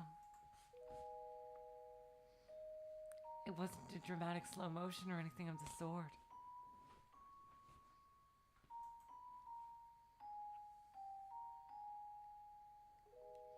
Leaping from that fence with a whoosh, she was hit suddenly with a crack and splat. In the span of 1 or 2 blinks of an eye, the whole thing was over quickly.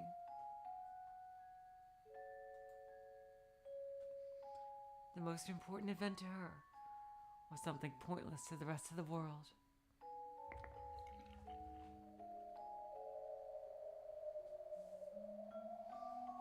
From the disfigured corpse of the girl, slowly a red flower of blood bloomed and began to spread.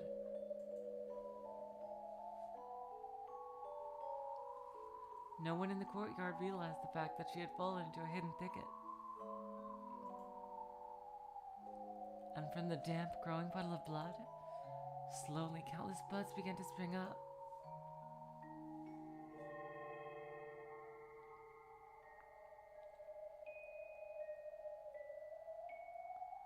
Wait, what?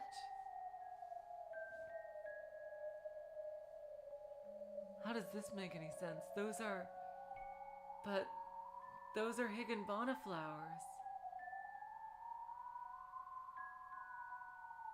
This doesn't make any sense.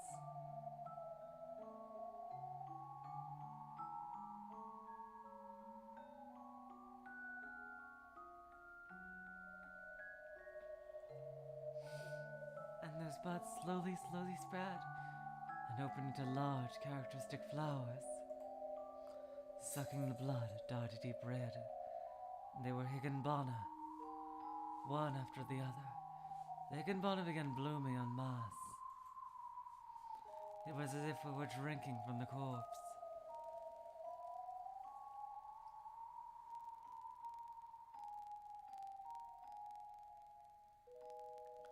And from the thicket of Higanbana, a crimson arm silently sprung up.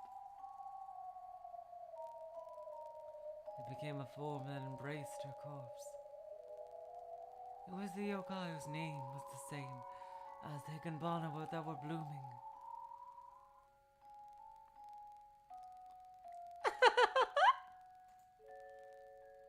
You've waited quite a while, truly. Higanbana laughed, while holding the corpse of the girl tightly.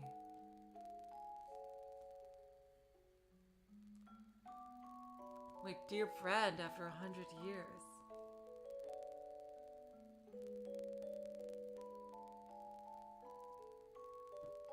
As though imagining of a reunion with her dear friend after 100 years, an affectionate expression appeared on her face.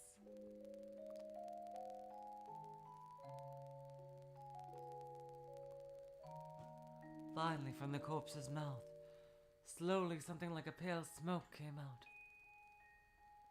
It was the girl's soul that had been freed from its cage of flesh.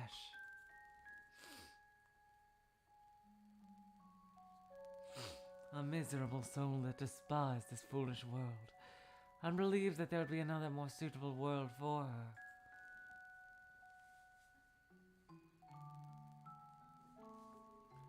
With her slender white fingers, Higanbana tampered with the soul that attempted to ascend into heaven, as though teasing it. Oh my. What a truly miserable, shabby soul. It's really, truly to my liking. Looks like it really went and turned itself into a real delicacy.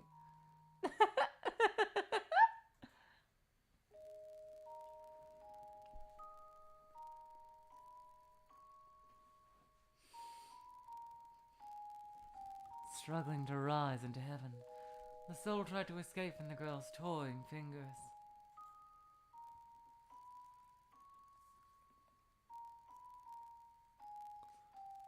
It was exactly like playing with a delicate balloon after the helium had all come out. Higanbana-san, please forgive her. Well. Is it if it isn't Marie? How do you do? It's just that I feel sorry for that girl. I'm sure someday she'll realize the error of her ways. So please forgive her. No way. What are you talking about? She was an arrogant asshole. How long do you think it took to raise a soul this delicious? Believing she surpassed the rest of the world with the flying colors, without any basis. Without any great effort on her part, just cursing the world.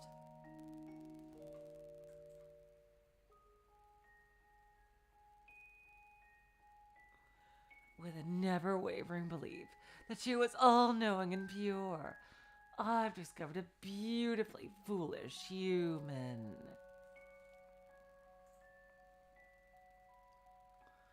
That's a cuisine that takes a lot of time and effort to prepare, you know?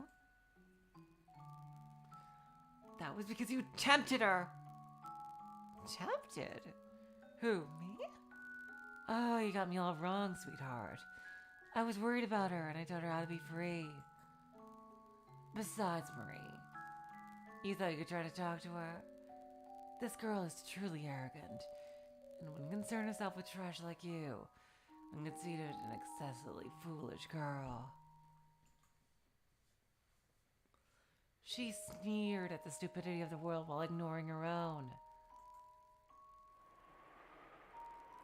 True, she was arrogant. The reality she believed, where she was almighty, didn't exist. She was not as wise as she believed she was. Nor was she as intelligent. What happened was that others could not see the way she saw herself. So as a self-defense mechanism, she would say it was just because she was better than them.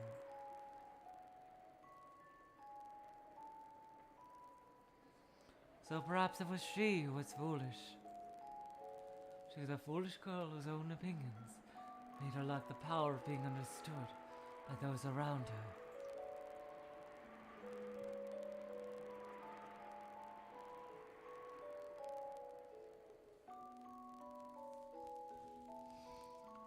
I only taught that the girl that joys the pain. Sorry, I only taught that kind of girl the joys of pain. I taught her by the way of the infirmary, the way to the hospital, and I taught her the way to the infirmary, the way to the hospital. I taught her that self-mutilation can become an escape for a brief time. And I taught her to choose death is to liberate herself from everything and to rest. Slowly and carefully, I paraded her like a spirit and invited her to die. Finally, the girl threw her life away with her own hands. Damn, Higanbana. Seriously, damn, that is cold. Cold, damn.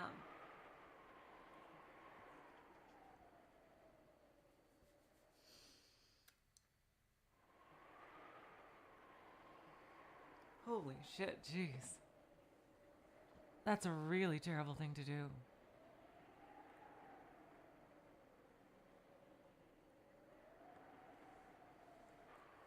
The yokai that invited her was expecting her below with her mouth open wide.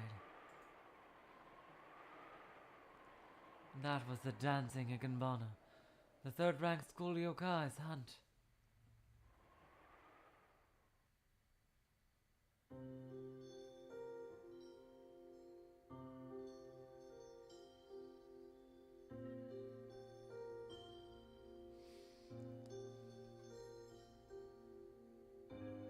Higanbana stopped fiddling with the spirit that had been trying to flee to heaven with a giggle.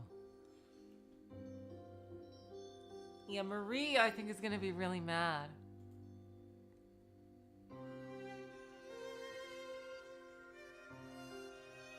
Being removed from the trap, as though it were relieved, the soul slowly started ascending to heaven.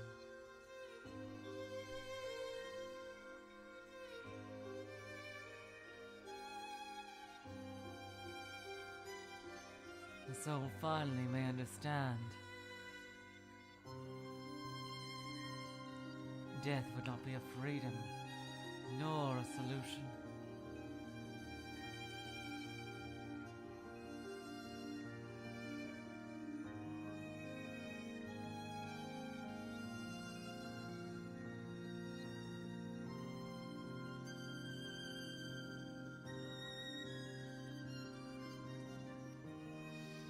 I thought that she would, and I thought that you'd want to appreciate how a very precious life is.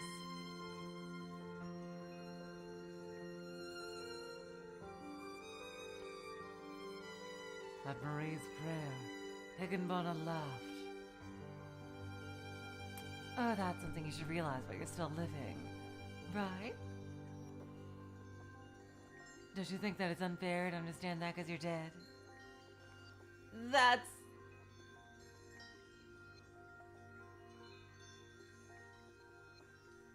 Marie could not respond. Now, this girl whose name she didn't even know, who had just come to appreciate the gift of life, had no way of taking it back.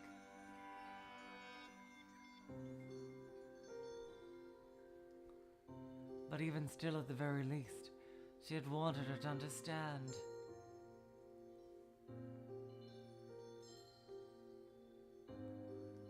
However, it was all as Higanbana said. It was already all too late.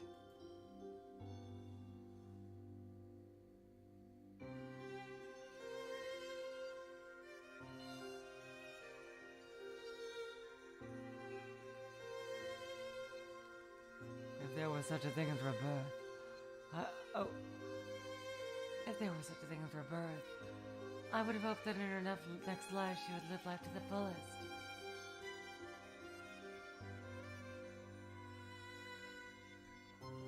However, Marie, who'd already passed on, knew reincarnation doesn't exist. Ouch, damn. That sucks.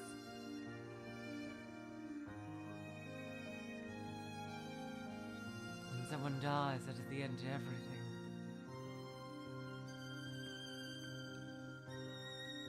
So her soul has no need to understand, appreciate, much less rest in peace. Does it?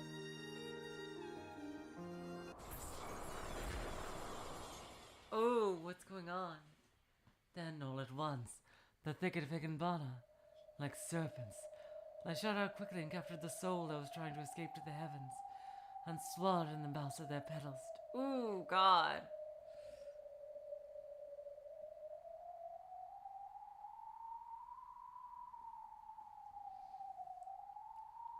I could see what looked like countless snakes, imitating flowers leaping upon their prey all at once.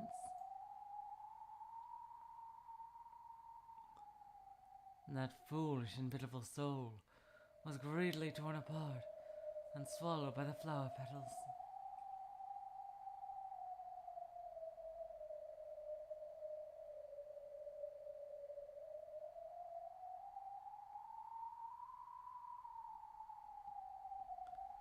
Thank you for the meal, foolish girl.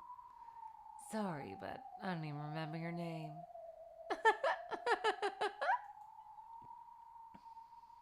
Oh, God. Marie. This is the story of a foolish girl suffering the consequences of her own actions. I only put an end to it. Yokai tempt humans. I need the fools to listen to us. Do you have a problem with that? No, I don't.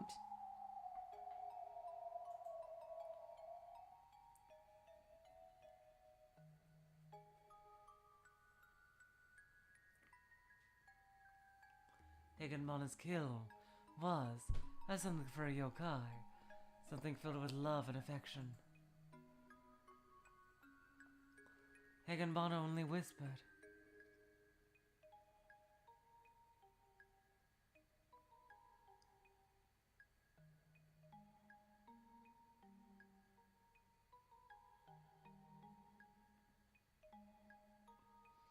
This pitiful girl was able to defy death and up until the very end by her own will.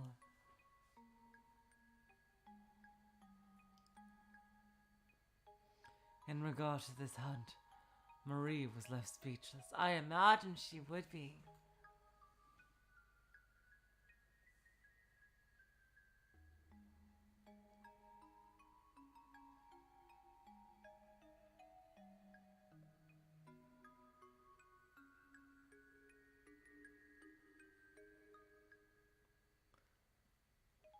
The moment Marie had realized this foolish girl existed, it was already too late.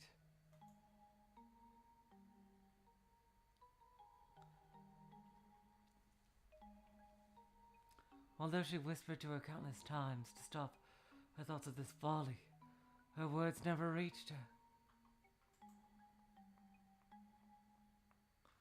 If only she had realized it sooner, maybe she could have stopped her from thinking that way. Do you intend to interfere with my hunt?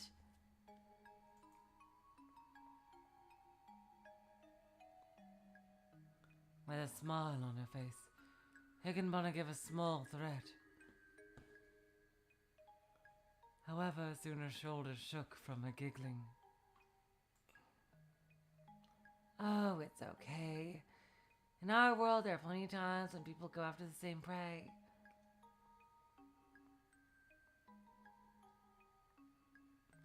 Stronger ones will get the prey. If I'm stronger than you, it'll be my meal. That's all there is to it.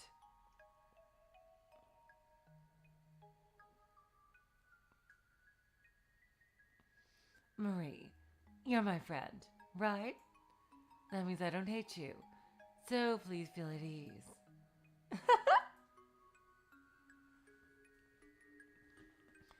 Higanbana was clearly in a good mood.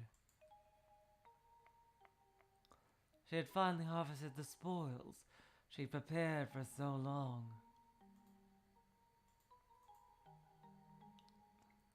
The flavor of that spirit was most likely exceptional.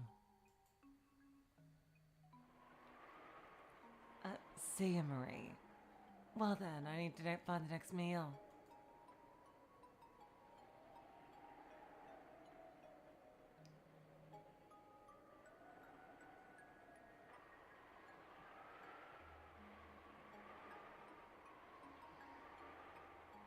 See you, Marie. Well then, I need to find the next meal. I want to try a frail, bully kid this time.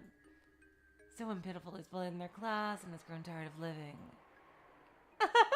I'll sweetly whisper to that child, and she's a delight in escaping to the school infirmary. And from then on, I'll slowly invite them to die. I'm sure a pathetic girl like that is here, because the school is so very large and wide.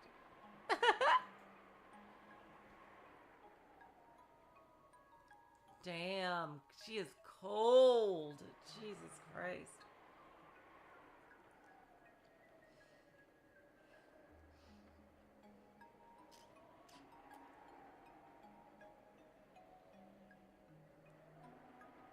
Leaving that as one-way communication, Higanbana casually disappears. After that, not a single Higanbana flower remained.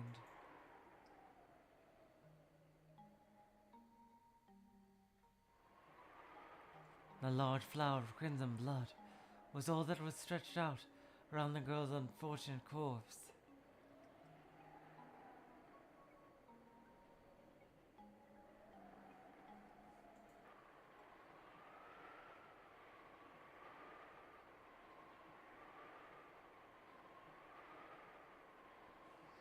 Even if Higanbana hadn't whispered to her, this girl would have followed the same route someday. However, if I'd realized it earlier, I might have been able to make sure she didn't leave the street narrow. Higanbana will find another miserable victim like her and invite them to die. She even gave advance notice that she's going to find a frail bully kid to turn her into prey. I can't stop Higanbana, but if I find someone likely to be tricked by her first,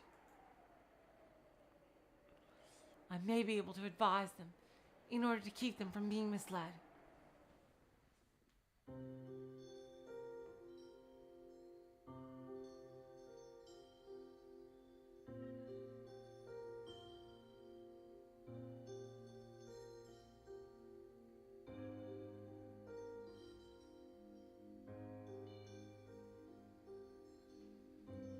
Death will never be a resolution, nor a liberation. Death will never be a resolution nor a liberation.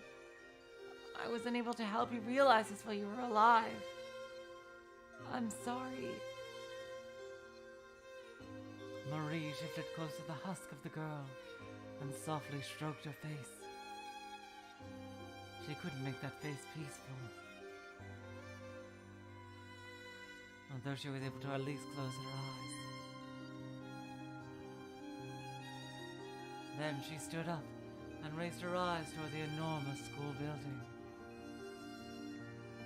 She was Marie, the school yokai of the 8th rank. Mezo-Mezo-san Marie.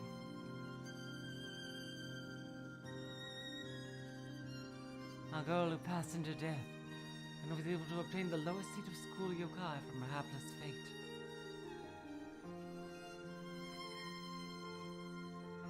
This is a tale of an enormous school, boasting a vast number of classmates and students.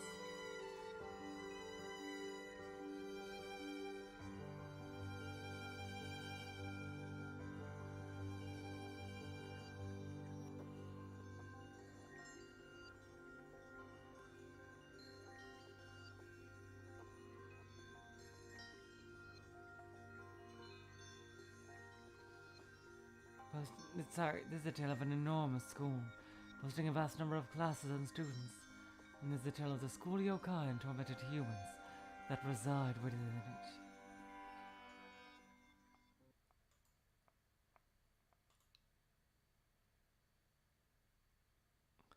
Oh.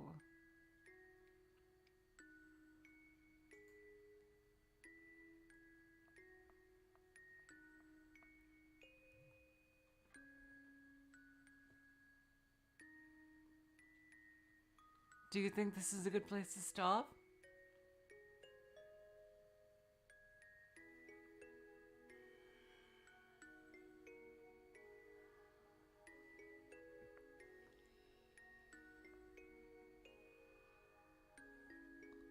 I'm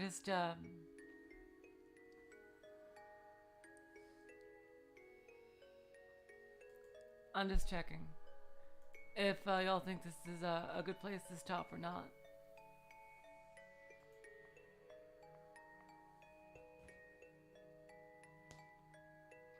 Keep going? Okay. Hold on a second then, just... God, I wish there was some way to increase my stamina meter. Jeez. From the moment Yukari Sakaki first knew what it meant to be a bullied child, she immediately became aware that she was a perfect nomination. And from there, she also understood it was something she urgently had to escape. However, she was still very young and did not know how she could go about accomplishing that. So she decided to ask her parents and teachers about it, and this is what they told her.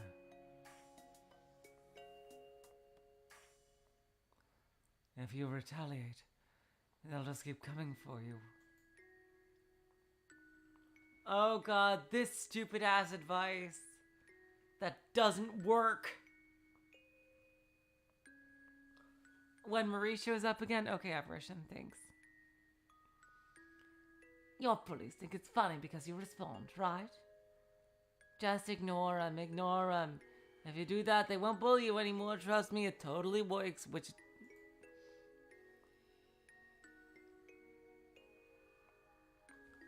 She obediently believed this and put it into practice, but somehow it seemed that in order to see results, she had to persevere for a considerable amount of time. She couldn't reap the fruits of that hard work overnight. As a result, today was another day of being a bullied child.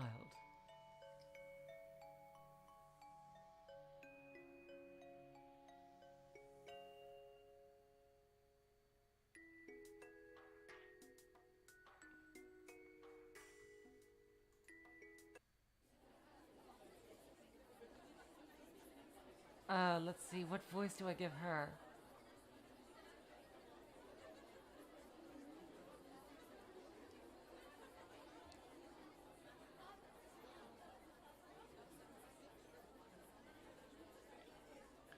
Huh.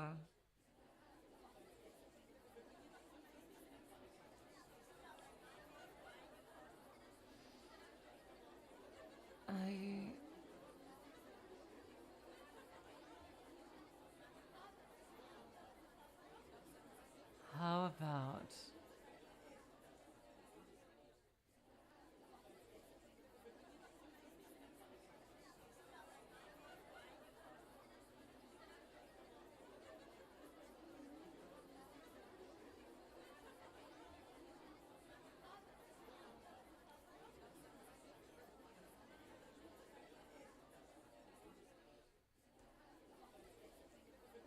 maybe, the French accent? No, no, no. Let's see, damn,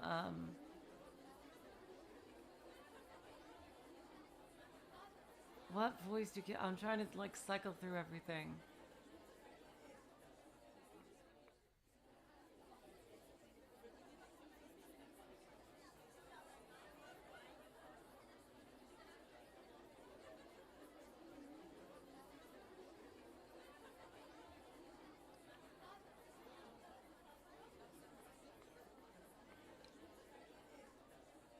Because, like, the voice I'm thinking of giving her right now is basically the same as the Marie voice, but, I don't want to use the same one, because clearly they're going to probably be interacting. Thank you for the sub, Mari. Thank you so much. Okay, so...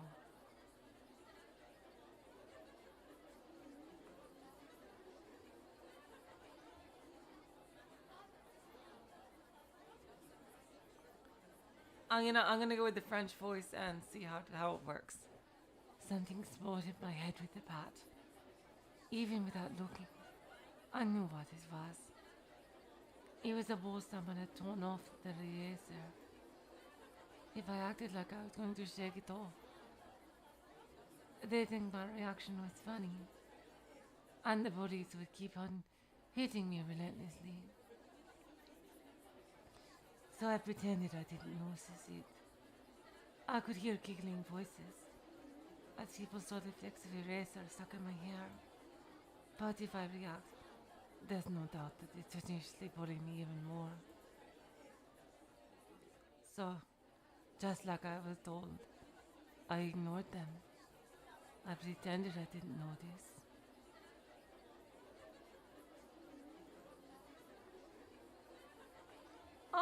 Oh, well, that is sweet of you, Mari.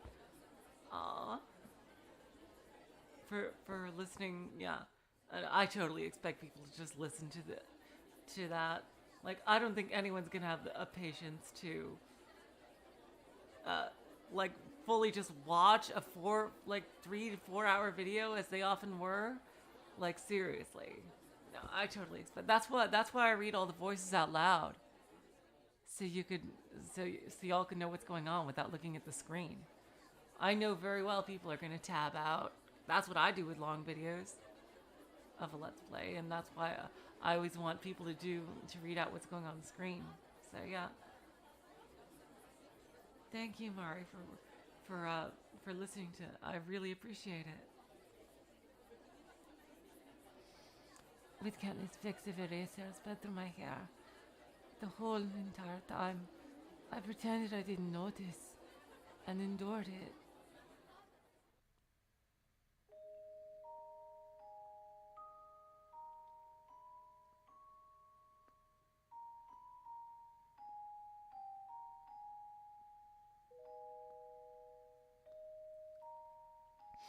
When I had to use the bathroom, I decided to use the one that was far away from the classroom. Because if I use one close to the classroom, I'll bump into one of the bullies. Even though they were only persistent in class. Oh, trust me, Jess, don't I know it? Don't I know it?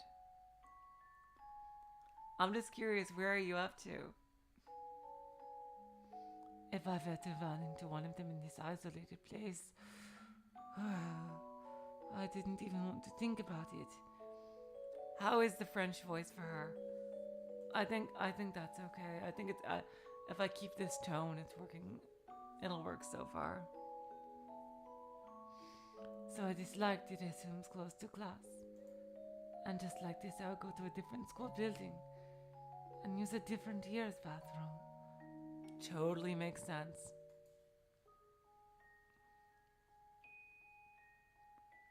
It's not like I would decide which year or which class's bathroom I would use. However, the fall classroom had a particular air that seemed territorial, because when I arrived, it seemed like I was visiting a foreign land. There wasn't even the slightest hint of a warm, welcoming atmosphere. Who is that? Oh, who is that? She's an upperclassman, right? What's she doing here?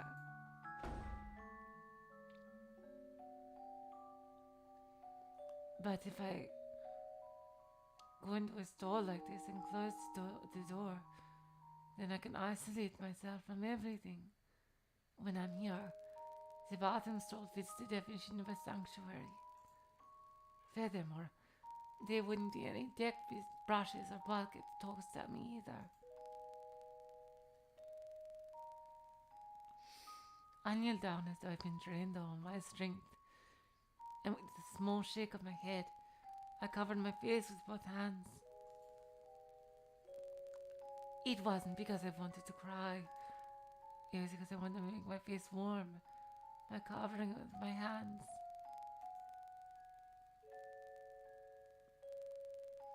My completely chilled face almost felt the same as my heart. It was cold and hurt so much, so I only wanted to warm it a bit.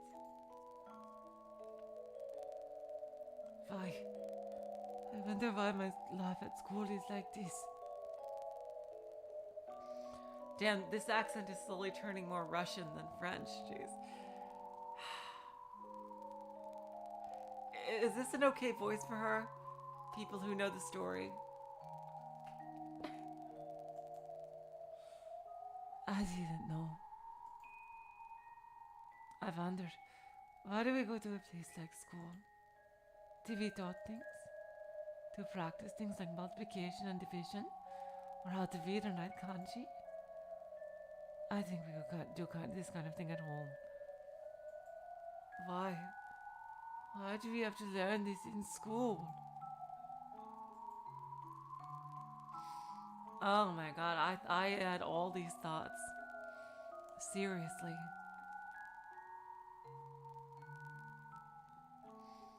I wonder why I have to go to school.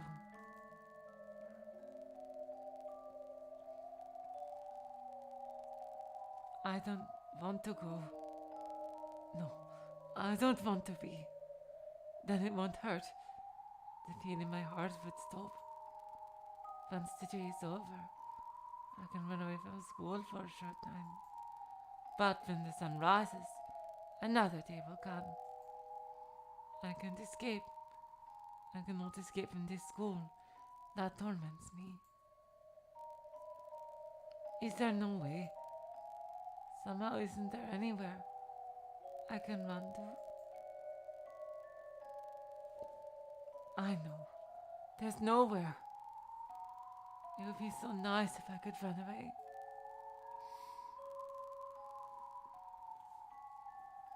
Yukari. Run away into the world of a book, a video game, TV show. Just get lost in fictional worlds. And you could even make your own if you want. That's what I did. The main thing that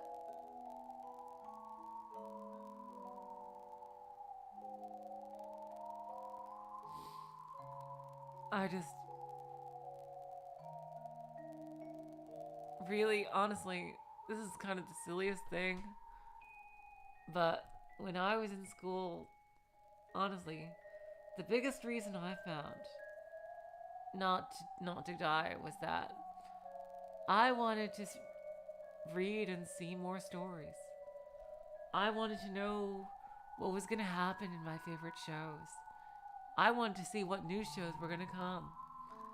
And the more I think about it, this is just for me specifically, it's like I try to imagine, for whatever reason, if I had died before reading Umineko, I would have truly regretted it. And, you know, there's stories that have been written already that probably could be so amazing and so emotional and so,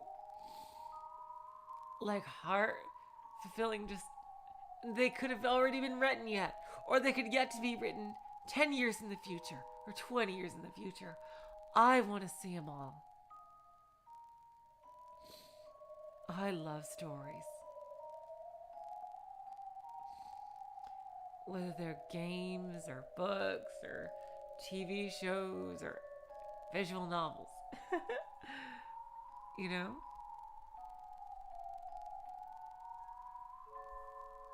I love stories. And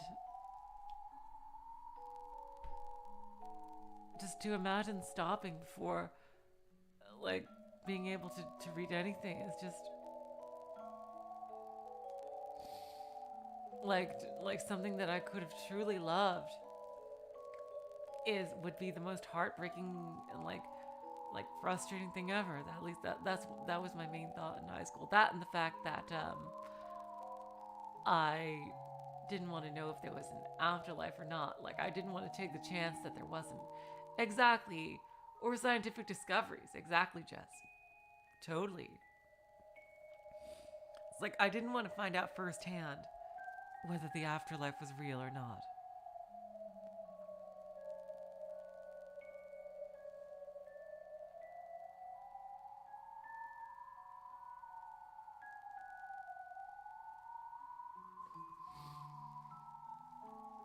Anyway, enough depressing topics. Let's get back to depressing fiction.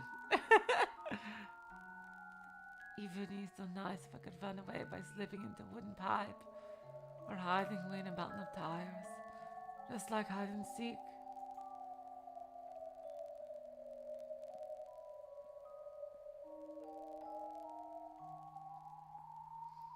If I get seriously injured and am hospitalized, I wonder if I can escape.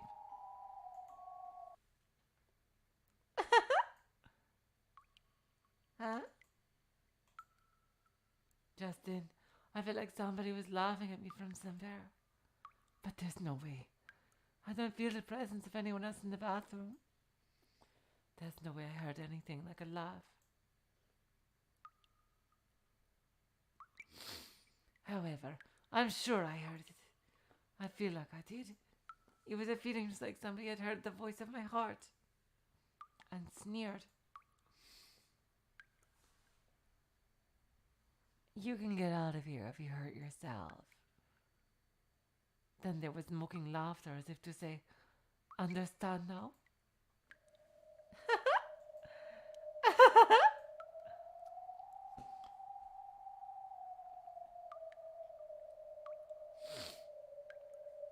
that someone can see you giggling at me.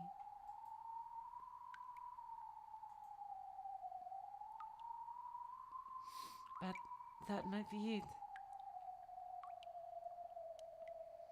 Even if I run, even if I hide, I can't escape from school. If I want to get away, then I'll obviously have to pay some kind of price for it.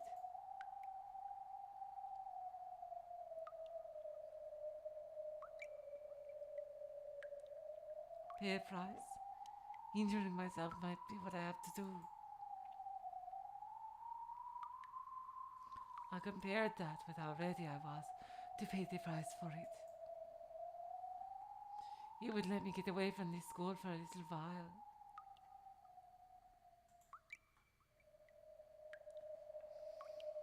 Just a little while? Well, no matter what I pay, wouldn't I have to go back to school sometime? Then I'm fine paying whatever price, just so I never have to return to school again. I have not played that yet, Jess, but it is on my suggestions list. I've already bought it.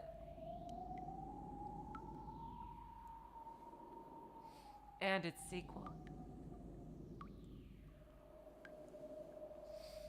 As long as my body is willing, I'm prepared to pay the greatest price. But that's death, isn't it? The first time I spoke, I felt the weight of that forbidden word. If I die, I won't have to come back to school. I'd be free from school. Forever.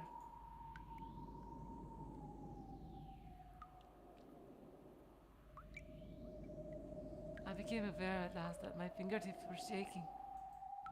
Those fingers were intertwined with sticky sweat drops that bulged at my fingertips. I wasn't shivering from the fear of death. I realized I was quitting my own death with freedom from school, and that made me tremble.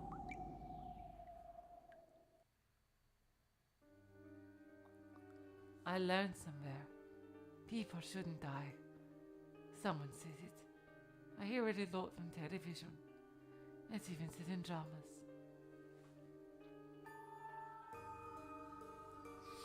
Having that repeated daily for so long, at some point these foundationless values had been instilled in me. People mustn't take their own lives.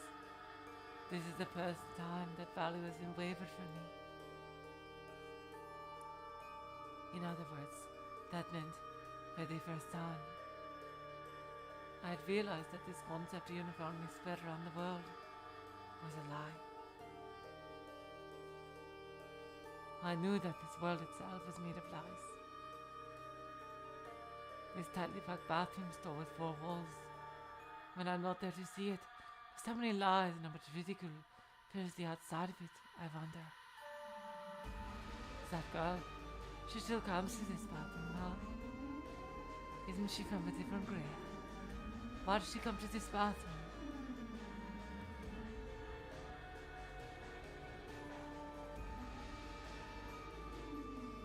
It seems she's being bullied.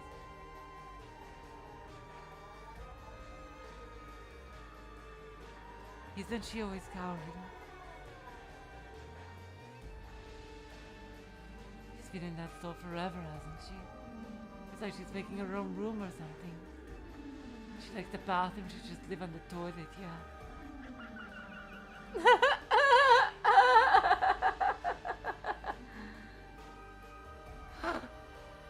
A voice like that shouldn't sound like laughter.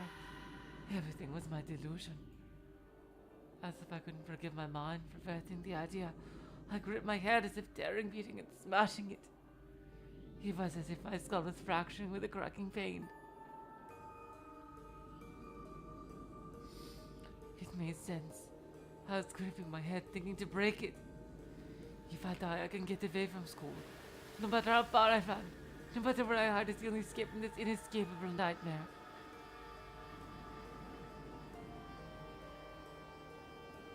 I'll die. If I die, I can escape from here. It's useless. death resolve nothing and offers no freedom. Huh? I had thought those tormenting words and voices of laughter were somehow my own delusions, but this voice was different. I couldn't hear it with my ears, but somehow I heard it clearly, and that voice whispered to my heart and kindly gave me a clear response to my words that so dead.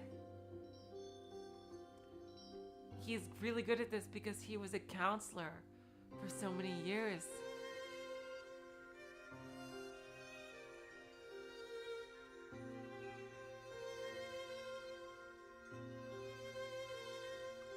And Marie using Battler's line.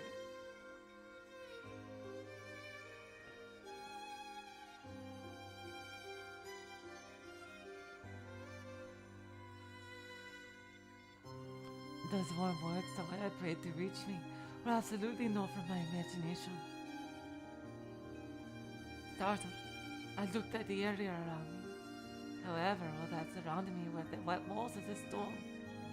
With my eyes open, I could hear the voice. With my eyes open, I couldn't sense it all at all. But if I close my eyes, I really can hear a voice. No, I even felt as if someone was right next to me. Could it be a ghost? Or a yokai? Now that I think of it, didn't I hear some bathroom? There was this yokai known as Mizameso-san. But wasn't that in the old school bathrooms? No, if it's a bathroom in the school, she might be able to appear anywhere.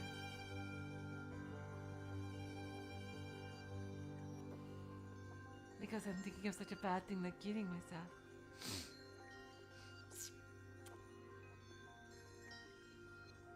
I might have drawn a yokai to me.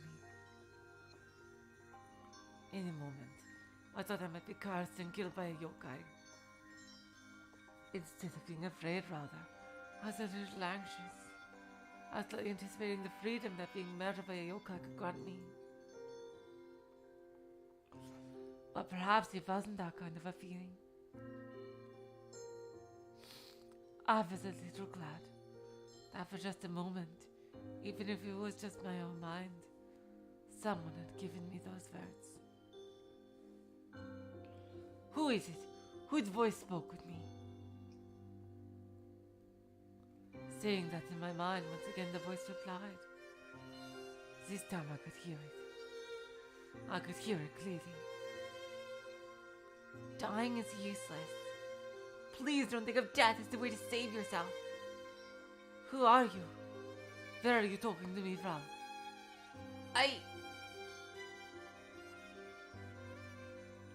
Then the owner of the voice became silent.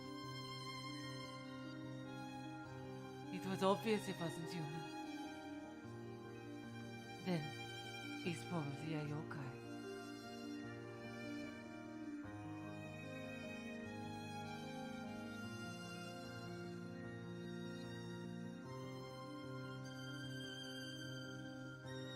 Yokai are much stronger than human and bullies. After all, school for them shouldn't be anything to be afraid of. If only I could triumphantly expound its name, but the owner of the voice, as if it would be ashamed of its identity to light, was silent. In a panic, I apologized for what I had just asked.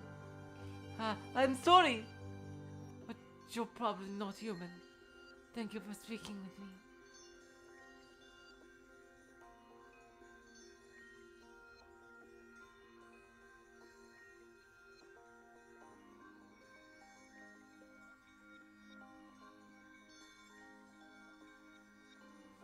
Here we go. Here's Marie.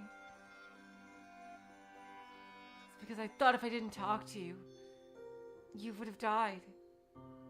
Why shouldn't I kill myself? If you die, your mom and dad will grieve for you. Your friends and your teachers too. Do I have friends who would grieve for me as if I died? Even when I'm tormented, everyone just laughs. I don't think they care, even if I wasn't here. Good job, Marie. Okay, this is the point. Okay, you guys. It's getting pretty late. Yeah, 2 hours and 40 minutes. Yeah, I think that's a good spot to stop for today. Thank you so much for joining me. I can't wait to see where the story goes. I only saved 4 times because of the way the story is structured. With, you know, like the chapter, through the chapter select. Okay, you guys. I wonder if this might head down the road of a confrontation between Marie and Higanbana. This truly might be like the halfway point of Umineko, where the two clashed. Okay, you guys. So tomorrow we have some more Ever 17, where we continue down the Sora route. Yep, see you back in Lemu, Awful. So until then, I will say, so long, farewell, auf Wiedersehen, good night. You are all the sweetest of hearts. See ya.